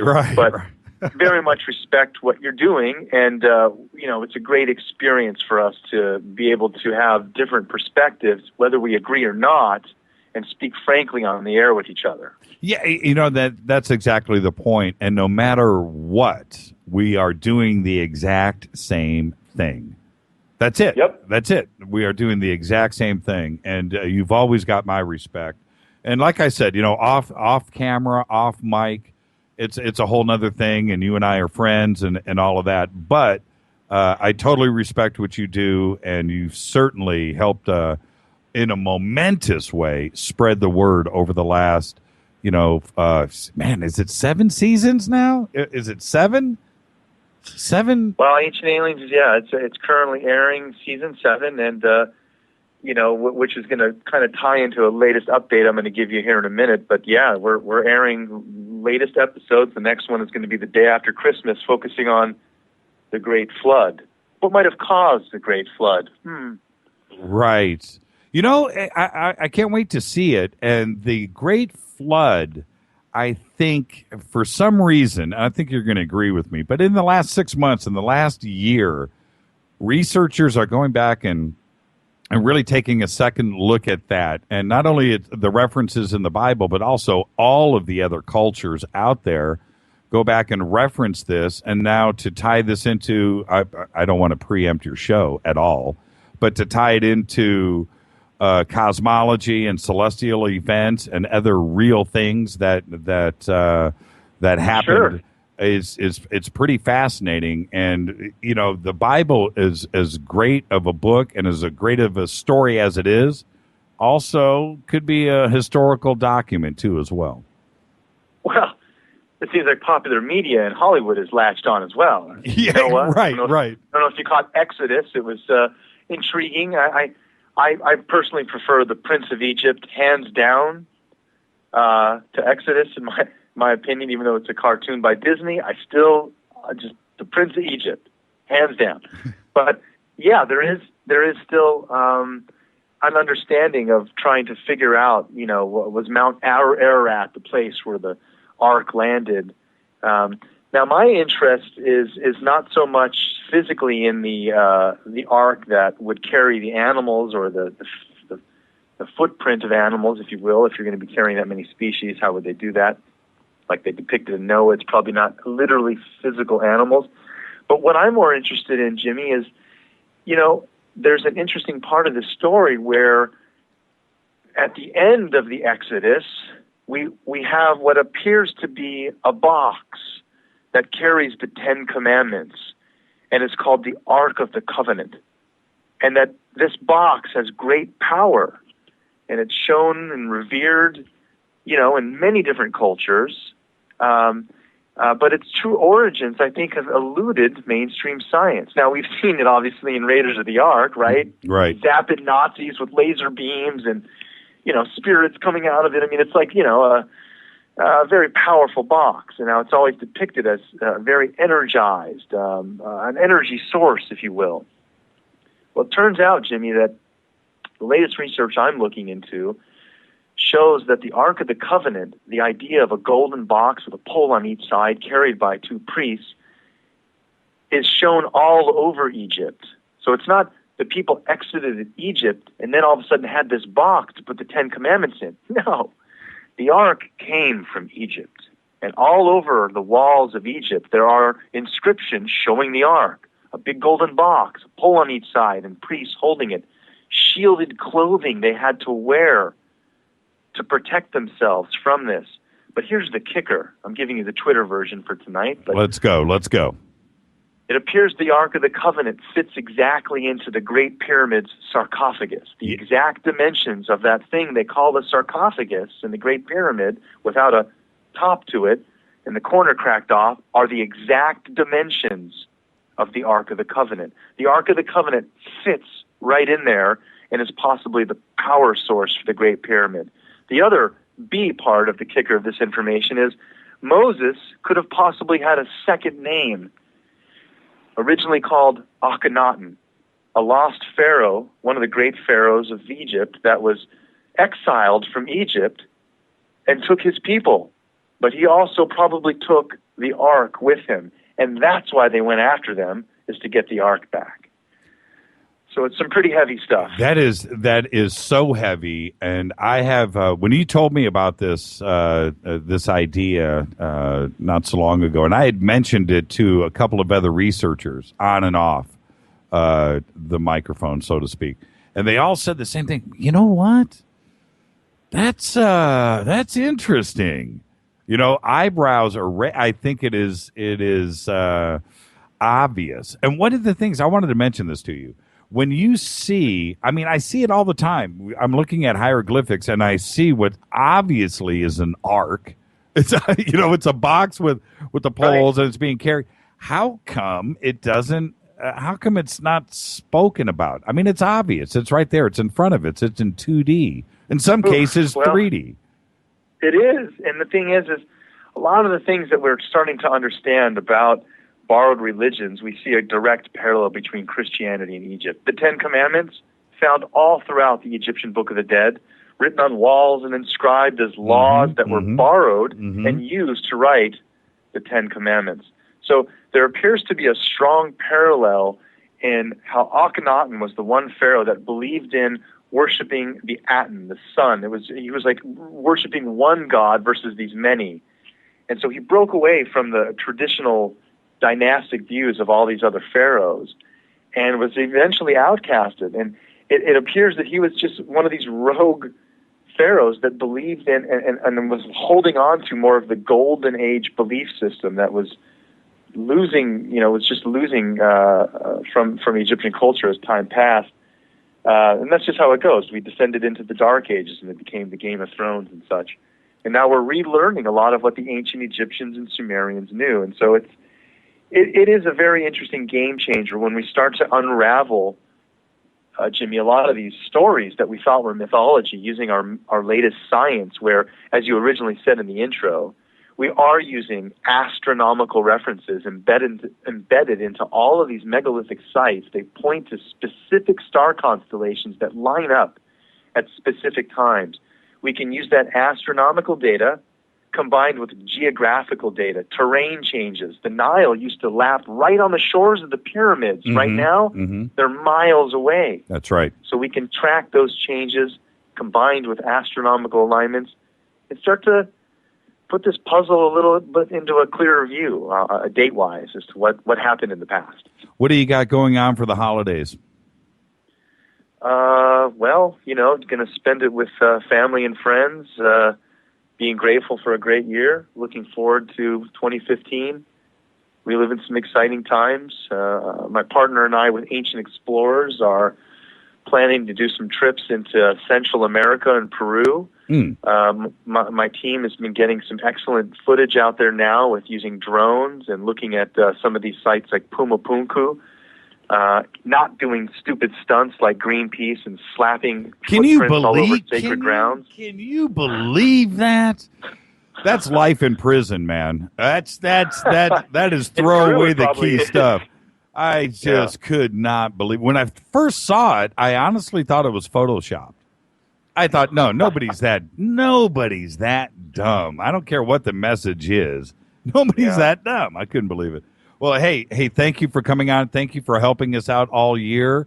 Of course. Thank you, Jimmy. I'll see you at Contact in the Desert, of course. And hopefully sooner than that. Well, you will sooner than that, no doubt. Just be safe through the holidays and do everything that I would do. Just don't get arrested, okay? All right, man. Take care. I'll talk to you. Thank you, man. Jason Martell, everybody. Don't forget, Ancient Aliens, this day after Christmas, the 26th. All right, and with that, I'm going to take a quick break, and when I come back, another surprise guest will be joining us right here on Fade to Black. This is Bespoke Radio for the Masses. Stay with us. When I come back, well, you know what? I'll just let you know when I come back. A little follow-up to Charles Halt. Shoot me an email to jimmy@jimmychurchradio.com. Follow us on Twitter @jchurchradio. Stay with us. I'll be right back.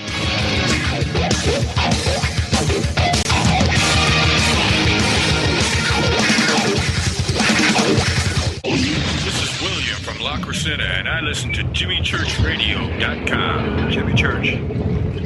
My name is Alan, and I listen to jimmychurchradio.com. He's always giving it to you straight. jimmychurchradio.com on the Dark Matter Radio Network. Hi, this is Rob Reiner from Anvil, and you're listening to jimmychurchradio.com. What's up? I'm Chris. What up? This is Kyle Massey, and you're listening to Jimmy Church Radio, The Revolution.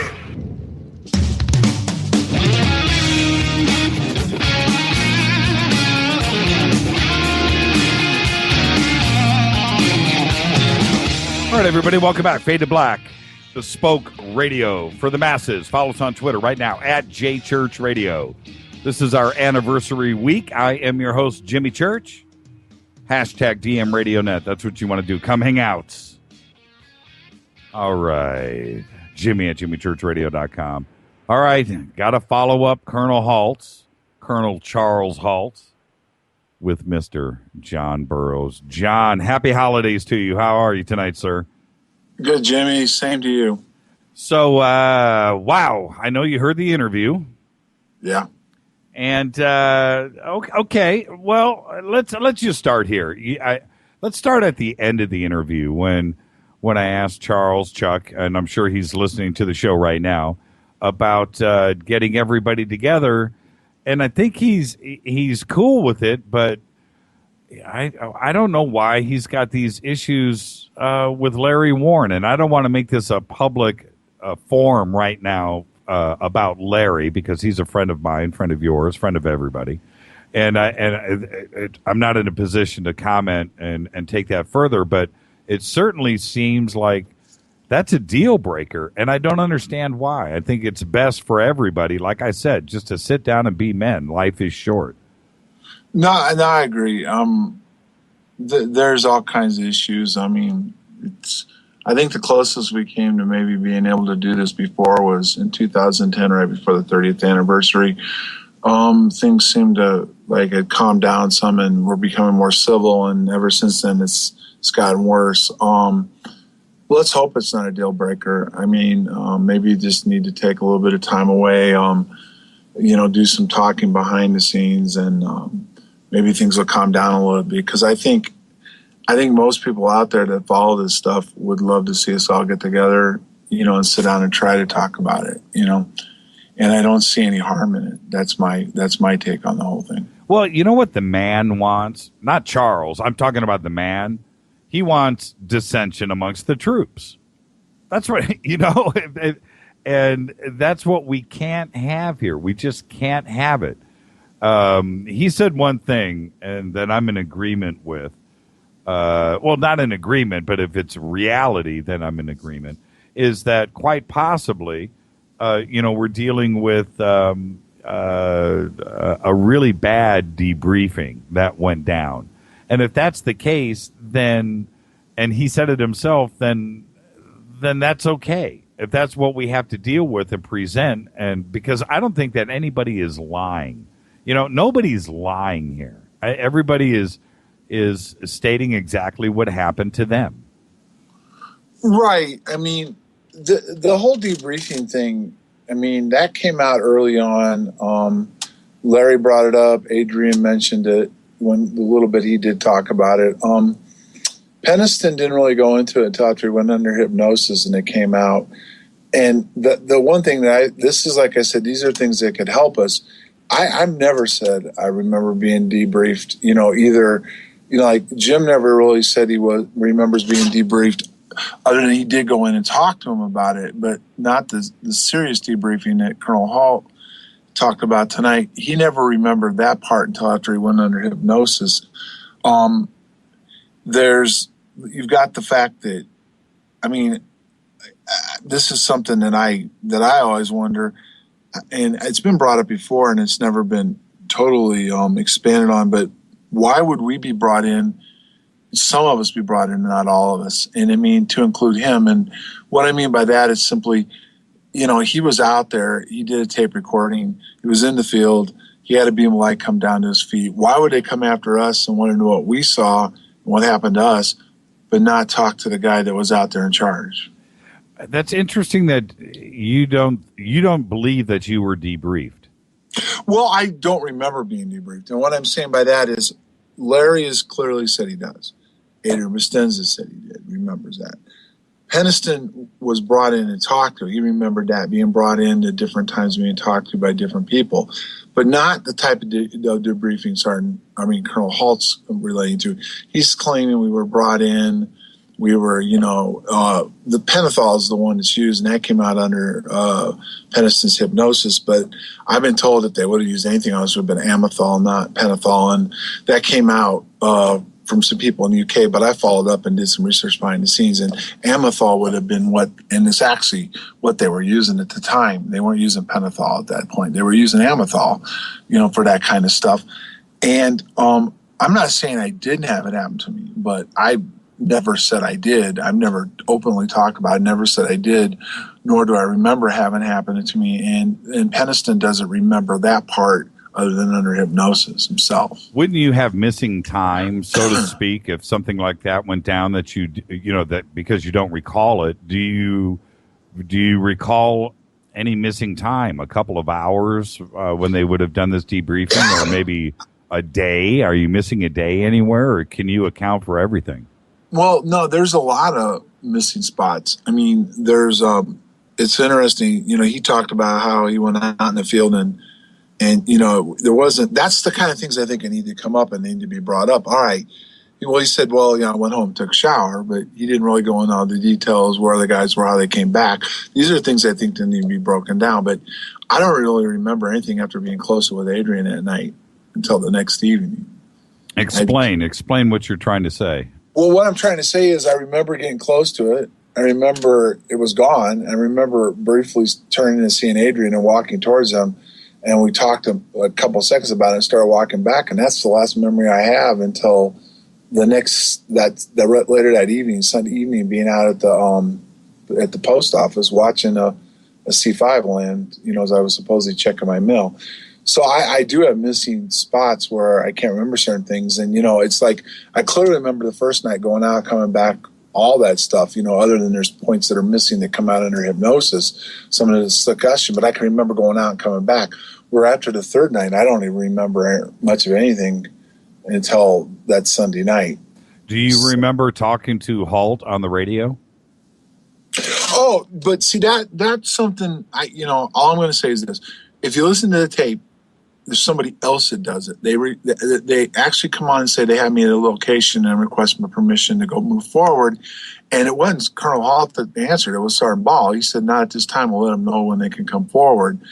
And I did eventually move up later, meet up with them as they were coming back. And that's when Adrian and I went forward. And the interesting thing is, and it came up earlier when him and I were somewhere else talking about stuff, I actually have an interview he did where he was having a debate, and it actually was with Larry Warren, and Peter Robbins was there, where they were debating whether Larry got where he said he did. And he slips and says, maybe the slip's the wrong word, but he actually says in this interview, he says, well, no, the only person that got out in front of us was Burroughs.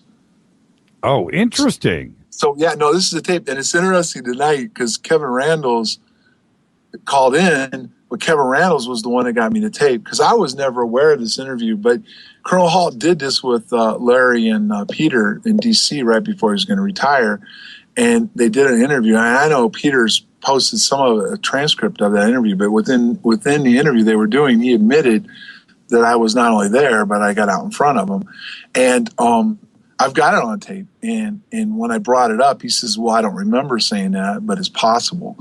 So, I mean, that's where I'm going with this. There's so many things that need to be put out on the table to put this all together, who was where, what was remember, what happened, when all this.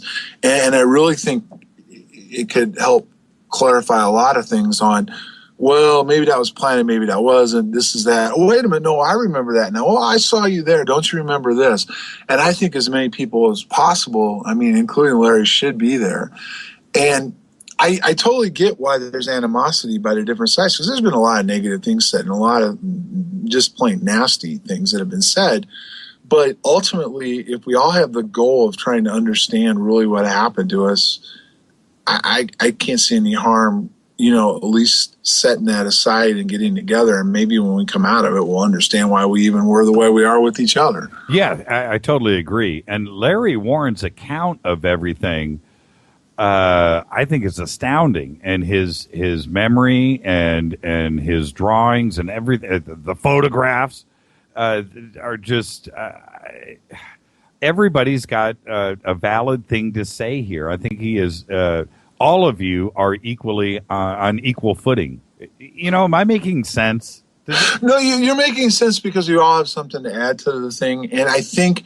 It's like a jigsaw puzzle. Right now, everything that's happened to us is in a box, and it's all mixed up. And I think that if we dumped the box out on a table and pieced it all together, I think everyone would have a better understanding. Because there clearly is, and you can say, well, it's this person's fault, and they really don't want us together. Maybe it's true, maybe it's not. Maybe it's just lack of communications, misunderstanding, or like in the Cool Hand Luke movie, what we have here is a failure to communicate. But Yeah. And a lot of bad things have been said, but I really think I want to put that aside, and maybe other people don't, and maybe that'll never happen. But I really think that we should sit down and break bread and see what we can do. That's just how I feel. Yeah, and we're going to do it. Hey, you want to hang with me for a little bit? Sure. Okay. This is Fade to Black on the Dark Matter Radio Network. I'm your host, Jimmy Church. Bespoke radio for the masses. Great evening tonight. Started things off with Colonel Halt, little drive-by with Jason Martell. Kevin Randall stopped by. This is our anniversary week. You do want to follow us on Twitter, @JChurchRadio. I looked at everybody's Fade to Black questions tonight in Twitter. I'm sorry I didn't get to those. But, okay, so listen, I'm going to say this, John, in front of everybody here, our audience. You and I talk almost every day, or certainly we've talked a lot lately. But you and I talk about other things, but I don't get a chance really to talk to you about the events of the day. So can I throw some stuff out at you that I've always wondered about? Just Sure. stuff. Yeah. Okay, Sure. Let's go to the third night when you were on the radio. Did you see anything that night? Well, that was something that was interesting when we got out into the staging area. And I've always said this, not because I know 100%, but when I believe, because the light owls weren't working, and I was in the area where the light owls were. That's when the call came in. Could I move forward? I moved from one spot to another, but at one point, and I think this was probably shortly just after, because the radio went nuts, where the lights came down at Colonel Halt's group. I think that light shot right at us, and what was interesting was that it shot right at us.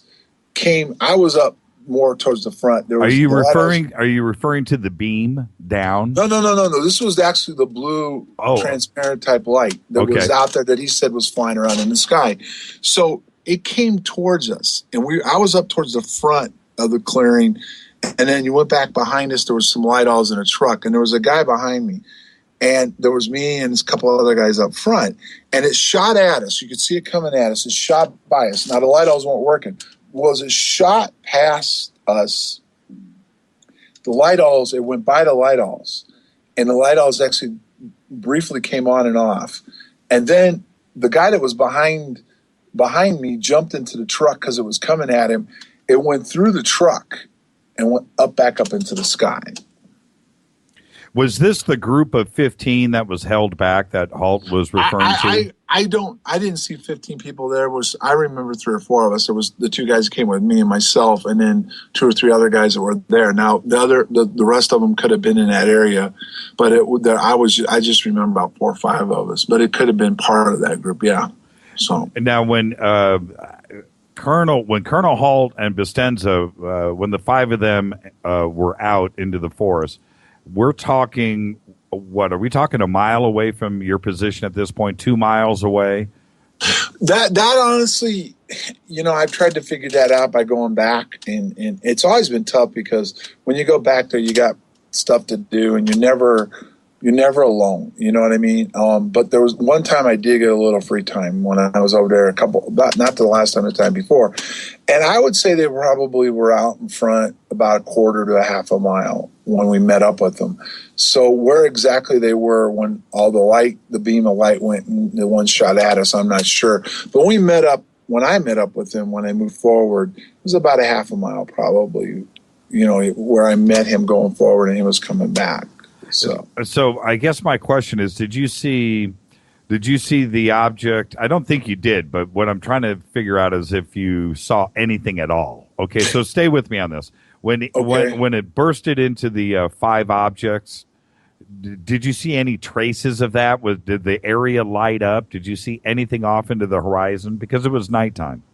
No, I did not see the lights break up and stuff, and I'm really not clear even myself exactly where he had that happen and when he had that happen. What I know is that I got out there after he was already out there, and I got held back for a while at the gate. Then I moved forward, and I finally met up with them. And when I met up with them, it was probably closer to 3 o'clock in the morning. So some of this other stuff may have happened, earlier, because it sounds like they were out there probably midnight, They were out there around midnight, and some of this stuff happened prior to me actually getting close enough to witness some of that stuff. Now, what about the beams of light, which you and I have talked about a few times off the air? Did you yourself see anything come off of one of the crafts and hit the ground? Well, when I was out there, when I met up with him, before Adrian and I went forward, he pointed to the objects in the sky flying around, a couple of them. And he said they were up there, and he was explaining a little bit about what they saw and what happened. And one of them, and this is something that I remember. There's other stuff that comes out in hypnosis too, but I remembered that there was a light that was going along in the sky out in the direction of Bentwaters. And as it was going along, there was at least 2 or 3 times it looked like some kind of beam of light shined down towards the ground from that object as it shot across the sky. Man, that's crazy. Right. It's crazy. It's crazy. It's crazy. Well, there's another interesting thing that, Larry's taken a lot of heat over the years. And when the CNN piece came out, he said something, he called them beings, which everybody goes right back to aliens. Now, Larry gets upset and says, I never said aliens, which he didn't, but people construe beings. But when you look at that CNN tape, and Chuck DeCarlo did it, Sergeant Ball, he always gets it. There's been people that keep saying this is Goulias that said this, but it was Sergeant Ball because he was one of the 5 that were out there. Within that CNN piece, and he's blacked out, he said they saw what could have been a life form inside those blue lights. Oh, man. It's there. It's on tape. Man. He said that on CNN. And that always gets overlooked. But he did say within those blue lights that they saw what could have been a life form. So there's so much more to this. And there is even there's even some missing. There's a missing part of the tape, which I think is pretty sure that's the time when Adrian and I went forward. There's a break in the tape of over 30 minutes. Yeah, I meant to. I hate live radio sometimes. I meant to ask him about the tapes. He did tell me off air that he's only got 2. That's it. Right. And what you've heard is what there is. There is no more. People have said, right. that there's more out there, but Jimmy, there's only 2, and that's it. So I meant to ask him about that tonight. I want to back up for a second. How close were you with Adrian Bustenza? How close that night when it happened? No. As friends. Were you guys friends? No, I didn't know because our flights were really big. And in law enforcement security, the flights were so big, we were separate. A lot of bases you work together, but we were even separate. We held separate guard mounts and everything else. And we didn't even, and they were a separate flight. So I never really knew even Adrian until that night. I was out. You didn't know him by name or by face? No.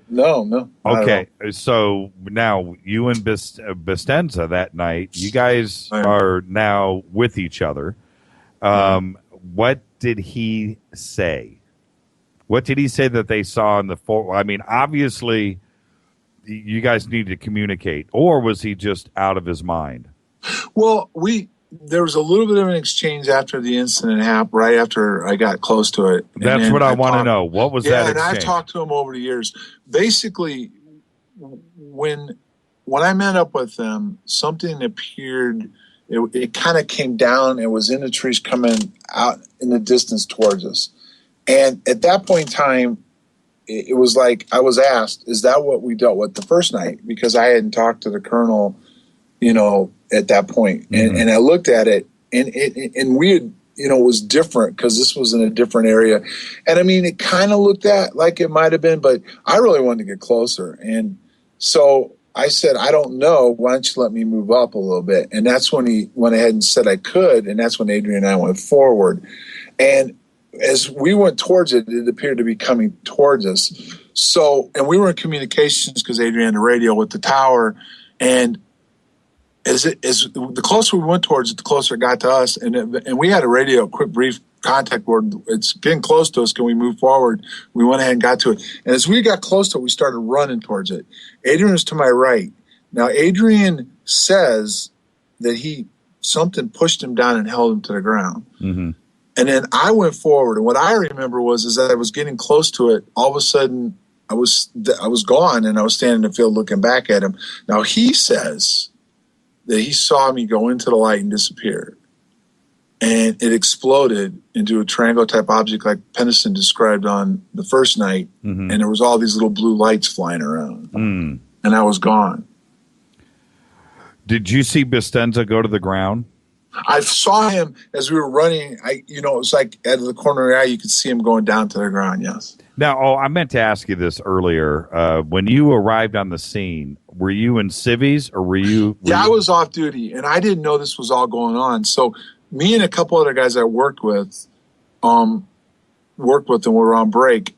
After I found out something happened the second night, I was like, let's go out and try to figure this out. It was like what even Colonel Halt says. I wasn't trying to debunk it, but it was like, come on, there's got to be something out there that we can figure out what we're dealing with.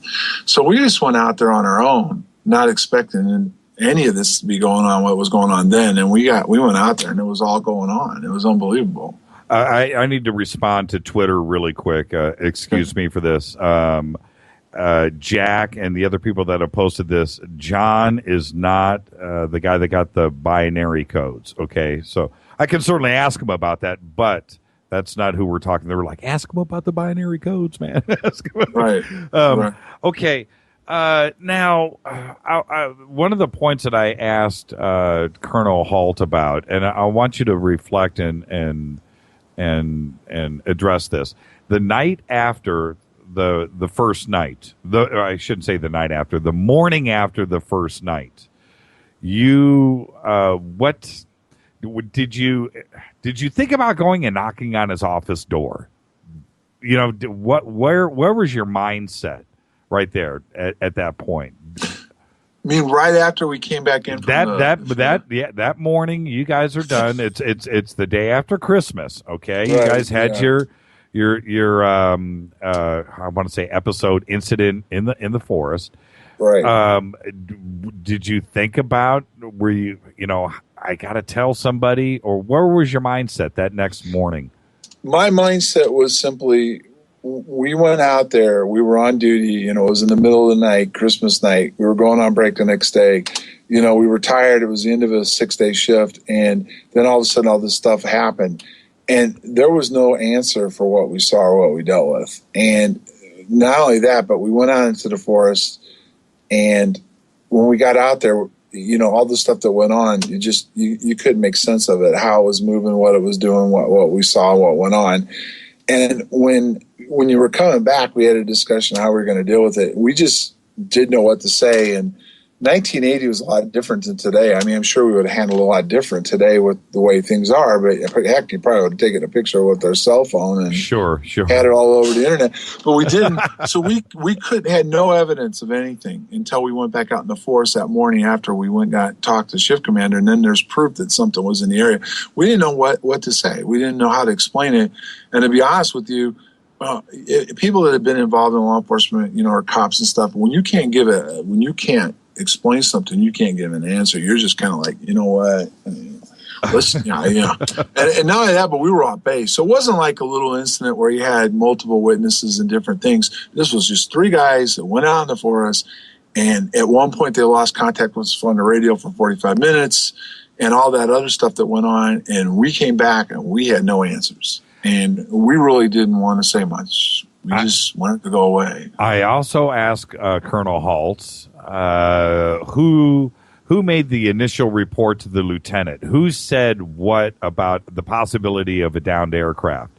That was now that's something that's interesting too, because he wasn't there, but we couldn't have gone off base.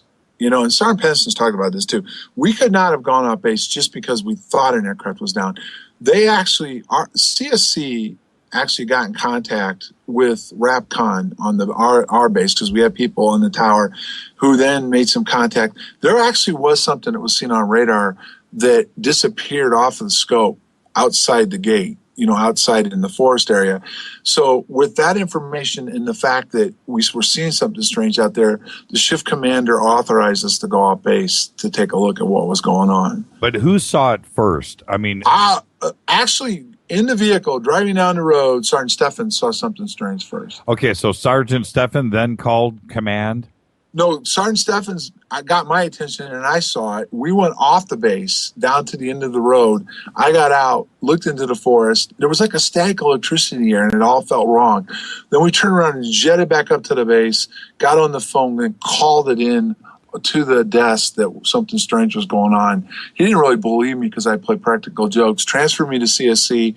we told them what was going on, and they sent Peniston down, and he verified what was going on. So there was a combination of law enforcement calling it in first, Peniston verifying it, shift commander got in the middle of it, and eventually authorizes to depart the base. Yeah, and I just wanted to be clear with Colonel Halt, also with you, who made the first report? I mean, where did it come from? Did somebody tell you to go investigate lights? No, we were driving. We were just on patrol, and one of the things that we did was we did a perimeter check down by the gate and stuff, and we were just heading down the road, check out the east gate when Steffens. And now what he said, Peniston said he said to him, because I didn't hear this. He said he said it landed, it didn't crash. So he saw it right away.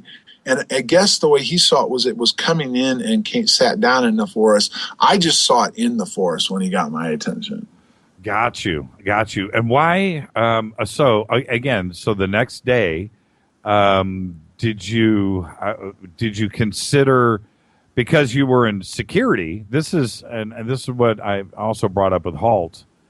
Aren't you making logs and references of all of your time? Are you accounting for that, or couldn't you account for it? Well, what we always did was, if there was an incident, there was always an incident report done, and there was a blotter entry, which Colonel Halt referred to. There would be an incident report done, and we would write statements. When we got it off duty and we got back to the CSC to turn in and stuff, we met the shift commander, and he said probably there would need to be a statement written, but we were going on break, and he just said simply, when you come back, we'll let you know what we want you to do with it. But as you heard the colonel, which was behind the scenes, we were at Woodbridge. Bentwaters was where the law enforcement desk was, and CSC. We didn't know what exactly went place there, but obviously what the colonel said was he told him to put an entry in the blotter. And what I found out later was not only did CSC put an entry in the blotter, there was an incident report done on the whole thing. Now, okay, these are some more direct questions. Mm-hmm. How many hours did you guys spend in the forest that night? Well, the first night, and the statements that we did, and they got released by Colonel Halt a few years after the incident. He released actually on this set of Unsolved Mysteries. And I always remembered around 3 o'clock in the morning, and it was all over by 5:30. And one of the things when I went back this last time, when I figured out where we were at the end to see what we saw, the distance from where it started and in the forest area before we went into the field and clear out was several miles. And I don't understand how we could have gotten from where we were to where we were and back in that whole time frame. It just doesn't add up. No, it doesn't add up in my own mind. I mean, it would take you hours, I would think, to walk through a forest a few miles or further and back. That's a big chunk of time. So how do you explain it? I mean, the hypnosis, and the people who have heard the clip, that little clip of it, was it's possible something happened with whatever we were dealing with, because when we did come back, our watches were 45 minutes different than what the time really was, and they had said they'd lost us for 45 minutes. I guess you could say it's possible we had some kind of interaction, and or you were running. You ran the whole way. Well, yeah, but even the run, there's no way. The distance from where we started, where we got out of the vehicle, had our first encounter, went over the fence, went out in the field, and went clear out towards the coast. There's just no way we could have gotten out there and back. And I know we weren't running coming back. We were moving pretty fast going out, but we were not running coming back. What do you think? Okay, I want to change gears. And if I get too personal, let me know. Just tell me to stop. Okay. Why do you think all of your medical records are suppressed? There's been people that have said, well, it's just the VA and what's going on. But, at the very, very beginning, maybe that was the case. But there's been 3 United States senators involved. Every one of them has come to the conclusion my records are, special operations classified. Now, special operations handles classified operations as far as special ops and all that other stuff, but also anything that was ever anything that, like, for example, we just stumbled into something that's been classified, I believe. We weren't on a special operations or classified op, but it ended up what happened was turn into being classified.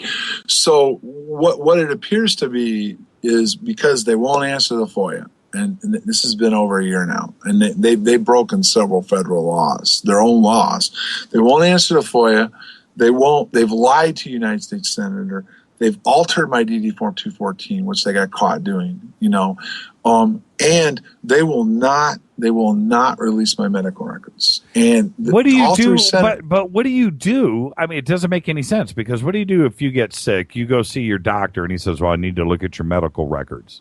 Isn't that everybody's right to have access to your own medical record? How can that? Right, and that's what, I met with General Williams on that, and he said that. When we did that citizens hearing, all the ex-members of Congress said they can't do this. All the senators say the same thing. They can't do this. They can't do this. They just can't do this, yet they're doing it. And it's gotten to the point of, well, then when I got a different lawyer involved, I've got one working with me, but he's not a VA lawyer. So to do the direct stuff with the VA, we found a good VA lawyer. He got in the middle of it, and all of a sudden they come running back right away and say, well, we overlooked some stuff. We'll get this settled really quick within 90 days. So we'll do a fully developed claim, and this was back this spring, and we'll have an answer for you real quick. No more than 90 days. Well, 90 days came, and an inquiry was made, and this is, well, oops, somebody 86 the whole thing. They took the stuff out of the system. Say what? They took it out of this. They took the FTC claim out of the system. It was eliminated from the system, and fortunately, McCain's office had everything stamped, documented, and everything else. Because, see, what happens to a lot of veterans when they get into this kind of stuff, into this rural area like this, classified stuff and stuff, they'll send it in and they'll say, well, we never got it. Well, I went through McCain's office and they've got proof that they had it. We're talking about Senator John McCain. Senator John McCain's office. So they had proof when they denied that it was in the system. They had proof that they'd given it to them, who they talked to. And then these people got called on the carpet and they're like, well, yeah, we did put it in there.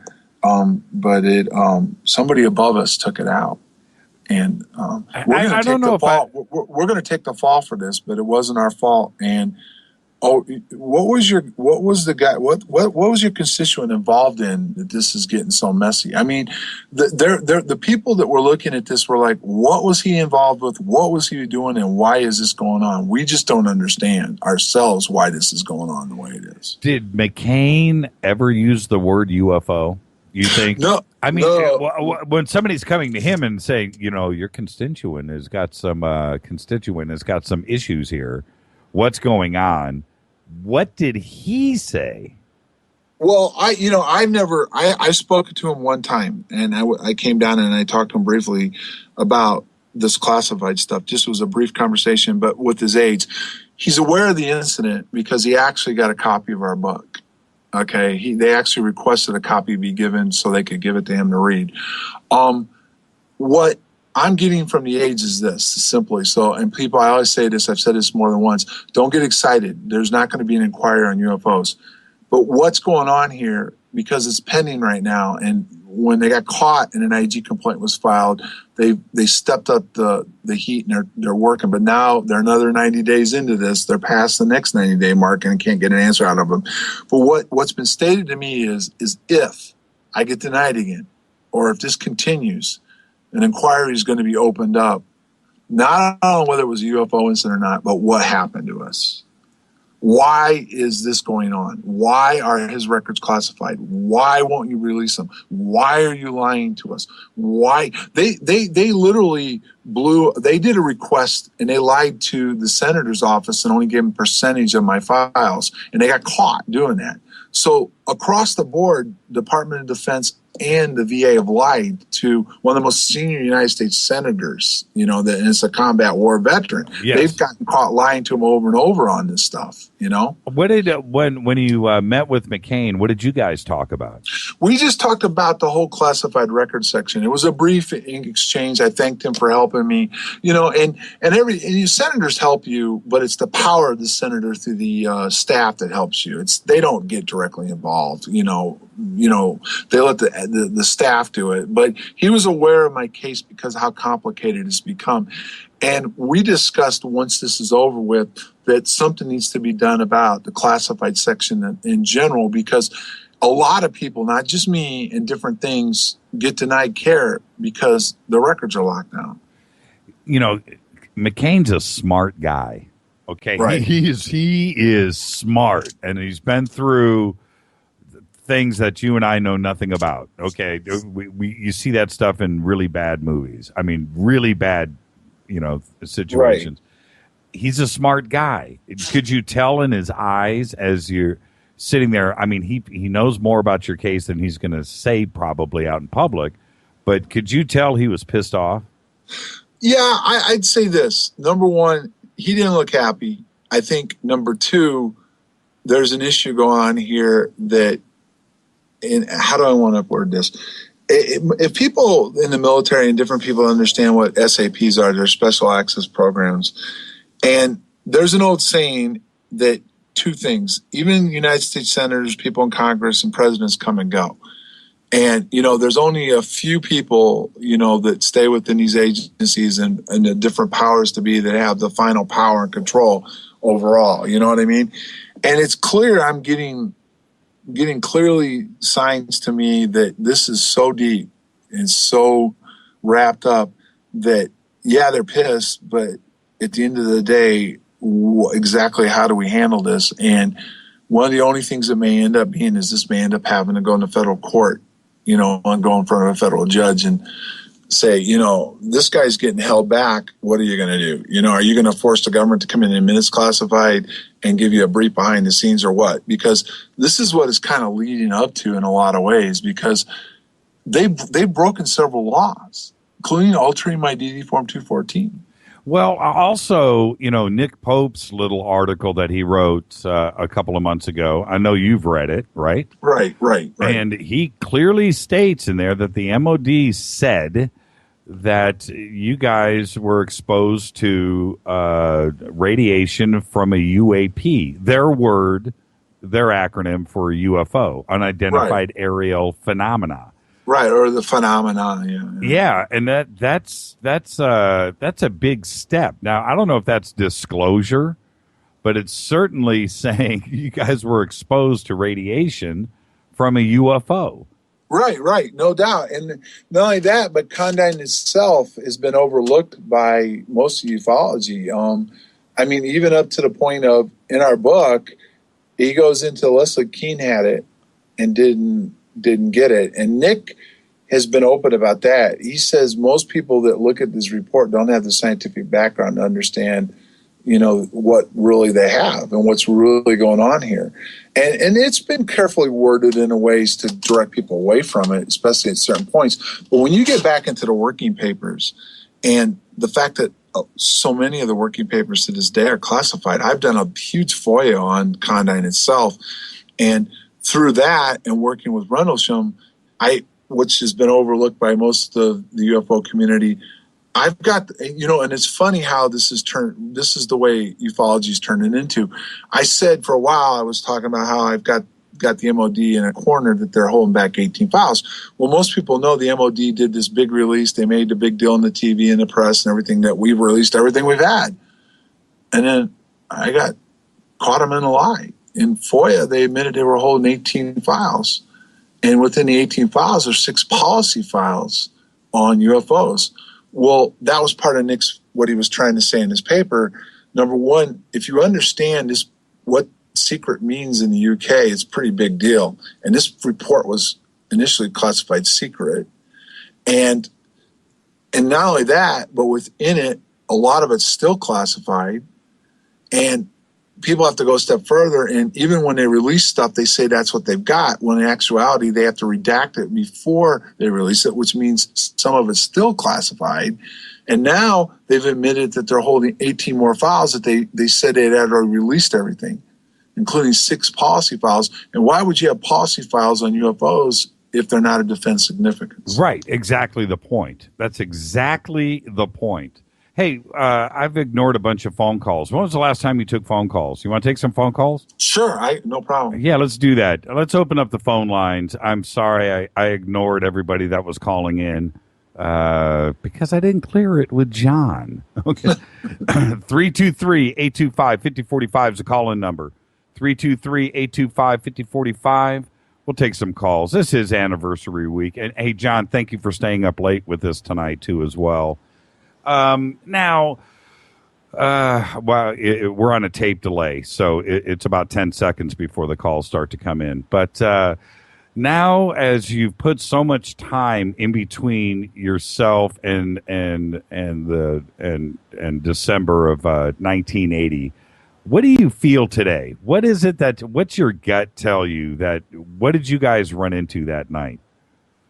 Well, I'm not going to give names right now because I'm still working this, but there's a lot of people that are high up that are in this case that I've been in contact with over the years, and some of them have said there's no doubt we dealt with the phenomena, and not only is the phenomena we dealt with this, but a lot of us what's going on, period, with what's going on, what people are seeing and what they're dealing with.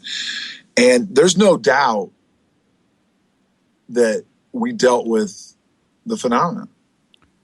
Hi, I'd like to welcome Dino. Dino, say hi to John Burroughs. Hi, John Burroughs. I really appreciate you calling in. Malibu's, Jimmy. May there be many more anniversaries for us. John, don't take this the wrong way, but we've heard this story so many times, and we, at least in the community, believe you.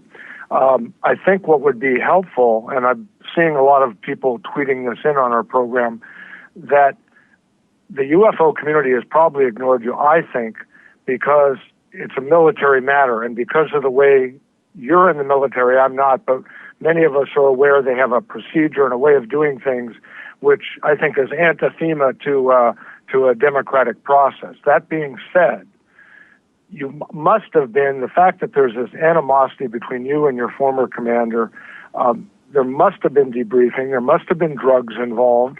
Who were your debriefers? Were they military? Were they CIA? Do you remember any of that? Because it feels like this is always being stirred up, including your medical records, to keep people from the very fact that it did happen. It's a great question. Thank you, Dino. Hey, happy holidays. I'll talk to you tomorrow. Bye. Bye. Go ahead, John. Well, the medical records were what I've been pushing, and it started simply with my civilian doctor couldn't figure out why I was having these heart issues, and he couldn't get a diagnosis. So that started like by accident almost, and it's built up to what it is. The animosity between us, it was there from the very beginning, right when the story got leaked and it came out. And there's a lot of stuff that was said that's gone around, that's been proven and disproven. I'm really not sure. I mean, one could point the finger that he's not wrong, that they don't want the real truth to come out. And I firmly believe some of it is what happened to some of us at certain points. But the eye-opening thing that breaks this open for me is I searched for a long time for something out there that you could really put your hands on, and that's Condign. Because not only does Condign explain the phenomena, but it explains the fact that we were involved with the phenomena. And like Nick said in that article he wrote, this isn't like the MJ-12 documents.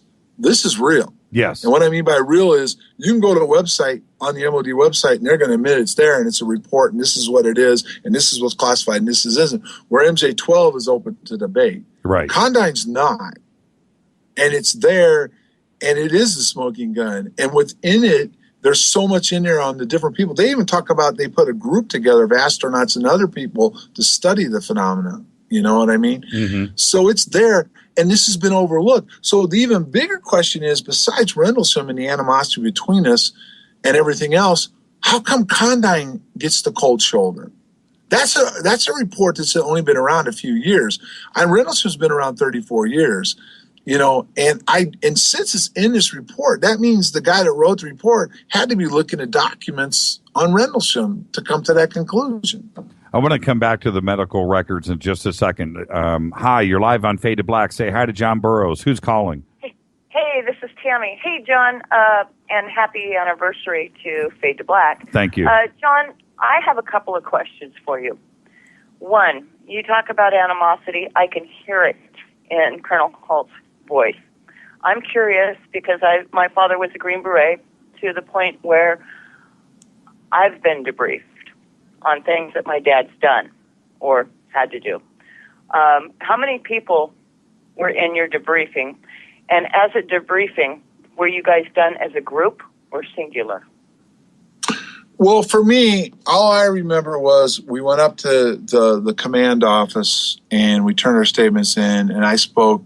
Colonel Halt, Colonel Conrad, and Colonel Williams, who's now retired as a general, and most of what went on was through Sergeant Pennison because he was actually the one in charge out there that night. I don't remember being called in. Now, some of the stuff that was stated by other people was there was a group of different people. There was different people at different times. They were all in suits. I think Colonel Halt referred to it could have been CIA, DIA, Navy Intel, probably our Intel, OSI.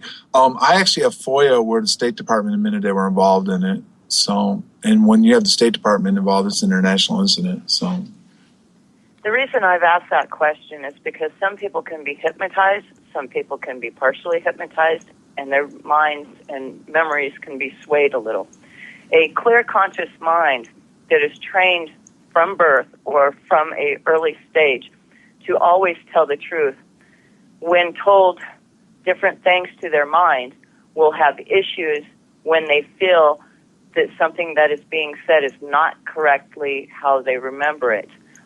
Being shot myself and being debriefed, I remember some things that the rest of my family doesn't.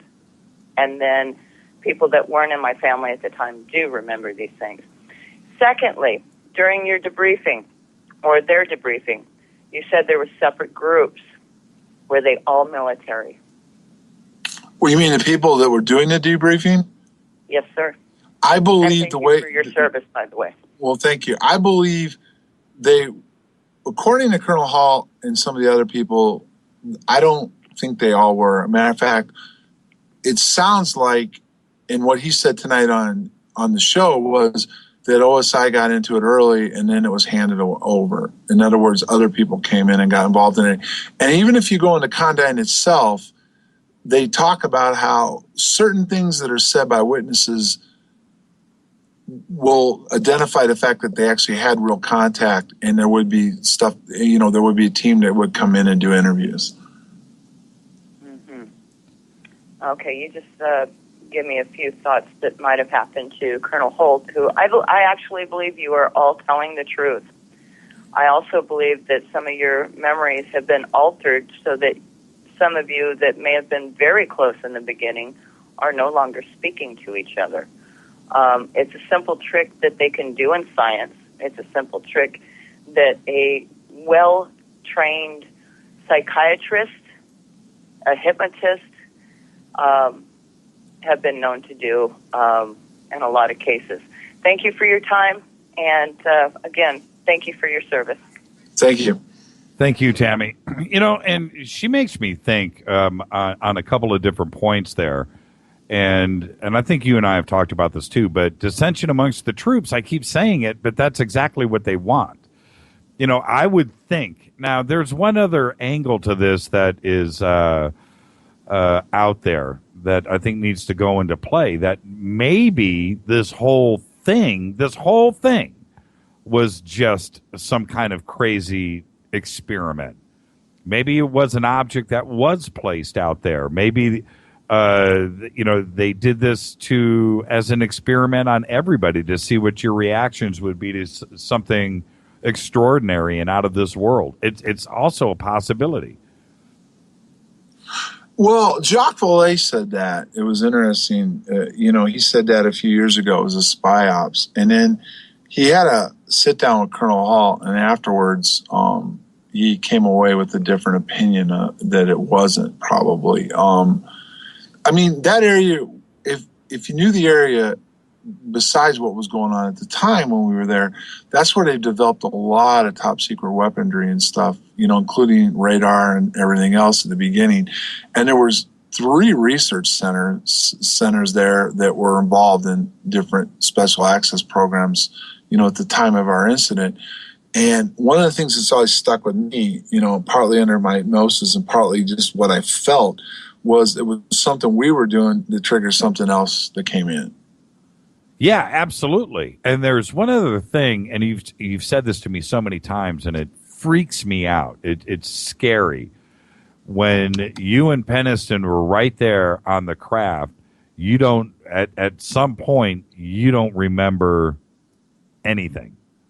You don't. Right. No, I don't remember either time. The first night with Peniston or the second time with Bustinza, I was right there, and then I don't remember anything till, afterwards.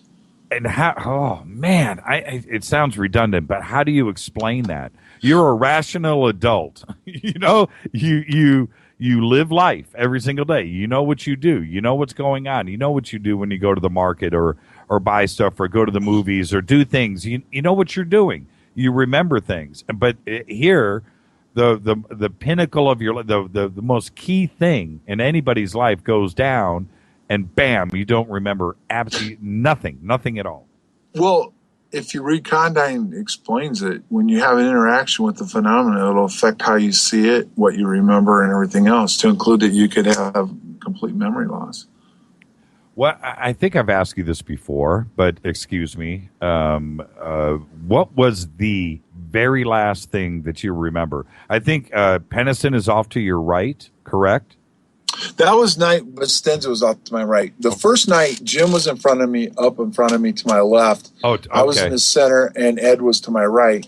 We were in like a semi-line formation, but he was a little bit, we were staggered, because as we got closer to it, we fanned out. I mean, when we first went in, we were closer, but that's just some of your training. You spread out when you're dealing with something unknown, and we spread out.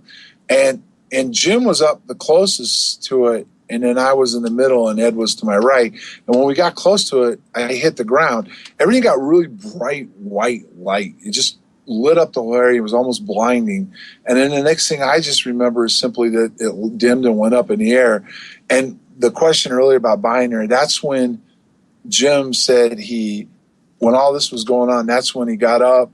When it dimmed, he walked around it, touched it, had the binary download, saw the glyphs and everything else. And which you don't remember any of that. No, I don't. And that's caused some friction, because, I've always said that. And there's so many people out there, well, you see, they were right next to it and they couldn't remember. Well, if you go into Condign again, I always go back to this report. It explains when you have that type of interaction, that's the kind of stuff that goes on. It's man, I don't know what to do. It could be very well. I got what she was saying earlier. They could have been planting stuff in there because I've noticed trigger points. There are trigger points where certain things set certain people off in certain ways and get things going out of control. You know what I mean? And right. It's there. It's happened between us. It's happened around us, and even at certain points when certain things seem to be getting close to something, then something comes along and screws it all up. And it's possible they planted some triggers in us to keep us on each other. I mean, a lot of people think Colonel Halt has been the reason why. He just doesn't want us together, and he's always kept it that way. That's possible. Or it's possible that they planted stuff in it. It could be our interaction with the phenomenon itself. It did something to us that caused us to be that way. There's a whole lot of possibilities. But what is true is something happened to us. It happened over a 3-night period. And there's the declassified documents that were classified secret UK that explain some of it, including the fact that we were exposed to radiation. Did anybody else's, this is what I wanted to get back to earlier, did anybody else's records get suppressed? I've not. Now, Larry claims some stuff went on with his. Jim joined me in D.C., and he was going along the lines of some of the stuff was going on with him. And then after D.C., He came back later and said, well, I had some doctors I held back. I gave it to VA. They're taking care of me now.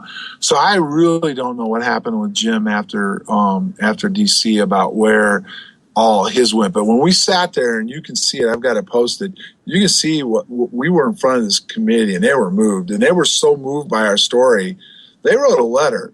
They had, well, we drafted it for them, but they signed it and sent it to the President of the United States because they were that upset with the way we were being treated, and they actually believed. I'm not saying they didn't believe the other witnesses that were there and the military guys, but our case moved them to the point where they drafted a letter and sent it to the President of the United States to, intercede in our behalf to help us get taken care of. Let's cut to the chase on one thing, and then I'll let you go, and thank you so much. Right. What is it in everybody's accounts of those days that would prevent you guys from all getting together and talking? Is it Larry Warren's account? Is it Jim Peniston's account? Is it Adrian Bustenza? Is it you? Is it Colonel Halt?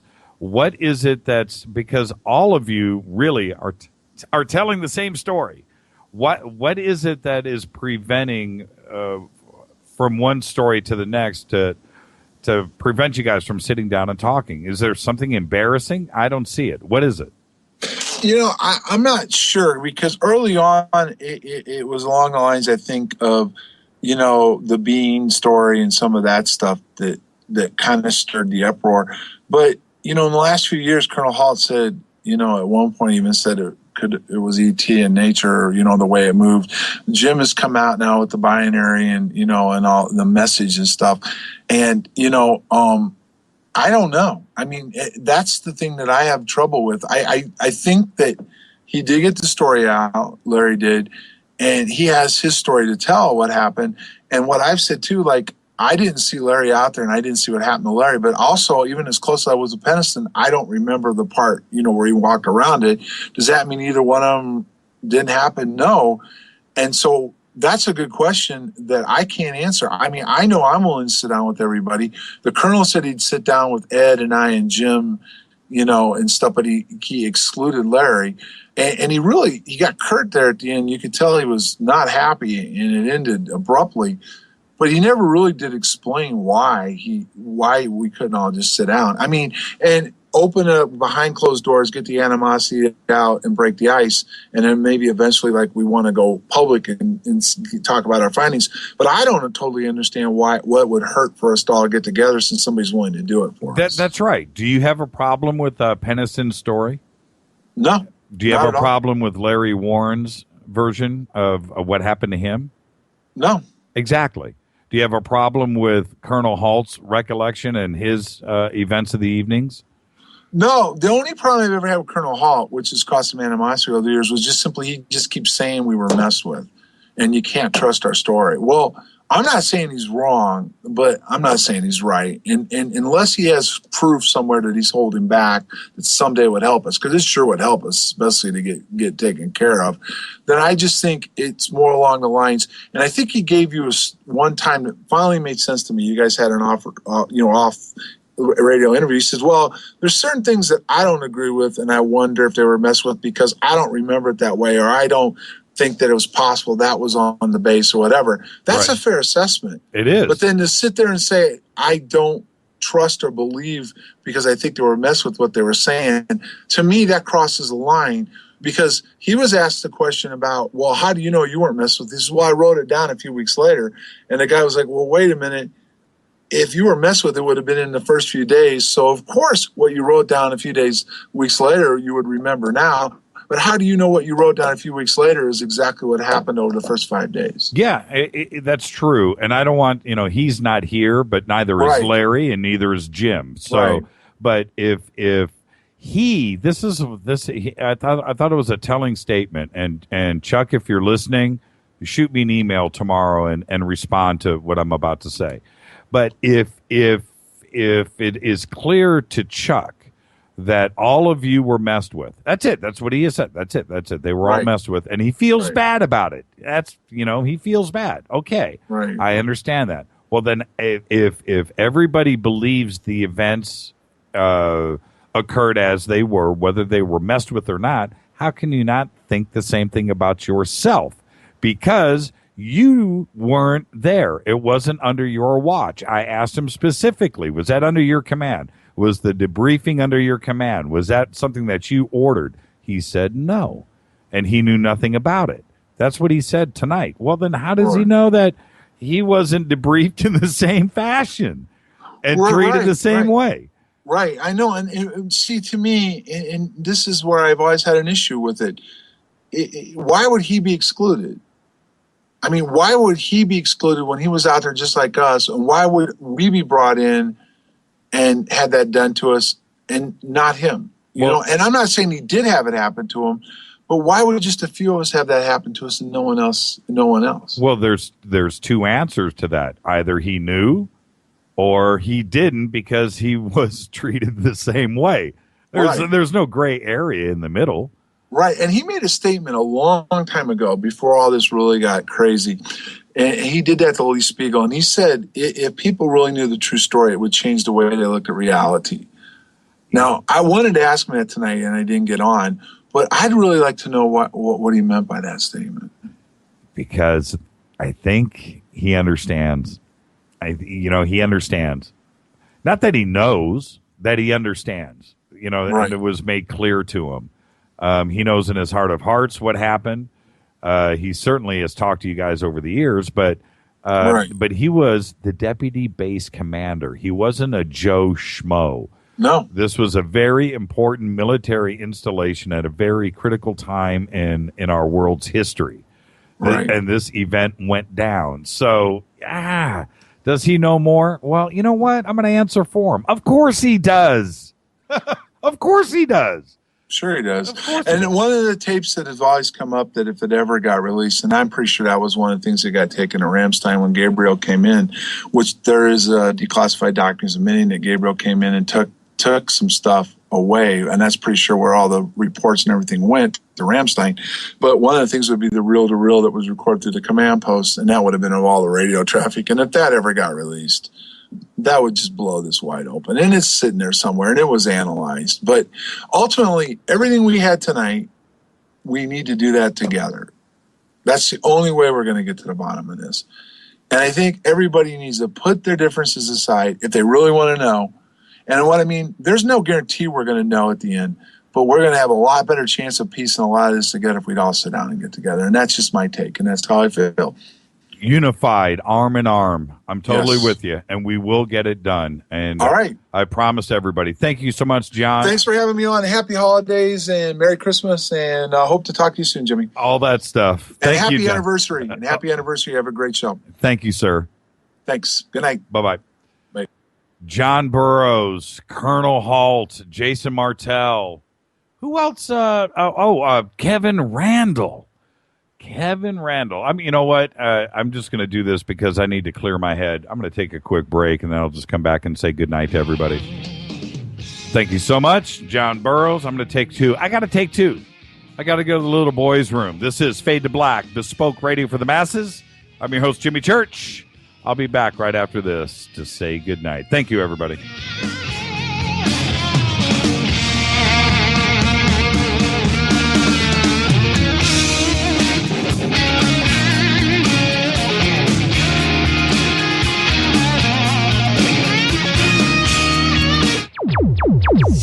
Despite popular opinion, reading a book will not make you smarter. But listening to Jimmy Church will. On the Dark Matter Radio Network. He's always giving it to you straight. JimmyChurchRadio.com. On the Dark Matter Radio Network. Erica, Brittany, Gabby, and you're listening to JimmyChurchRadio.com.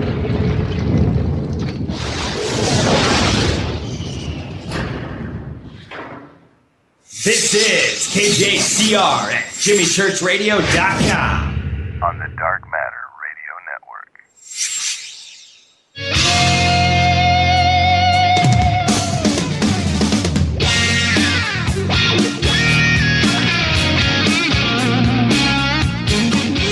It was take one, not take two.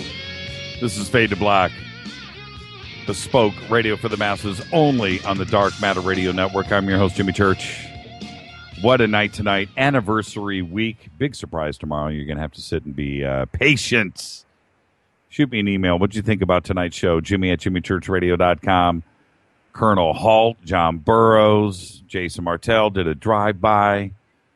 And, of course, Kevin Randall coming in. Now, look, this is my take.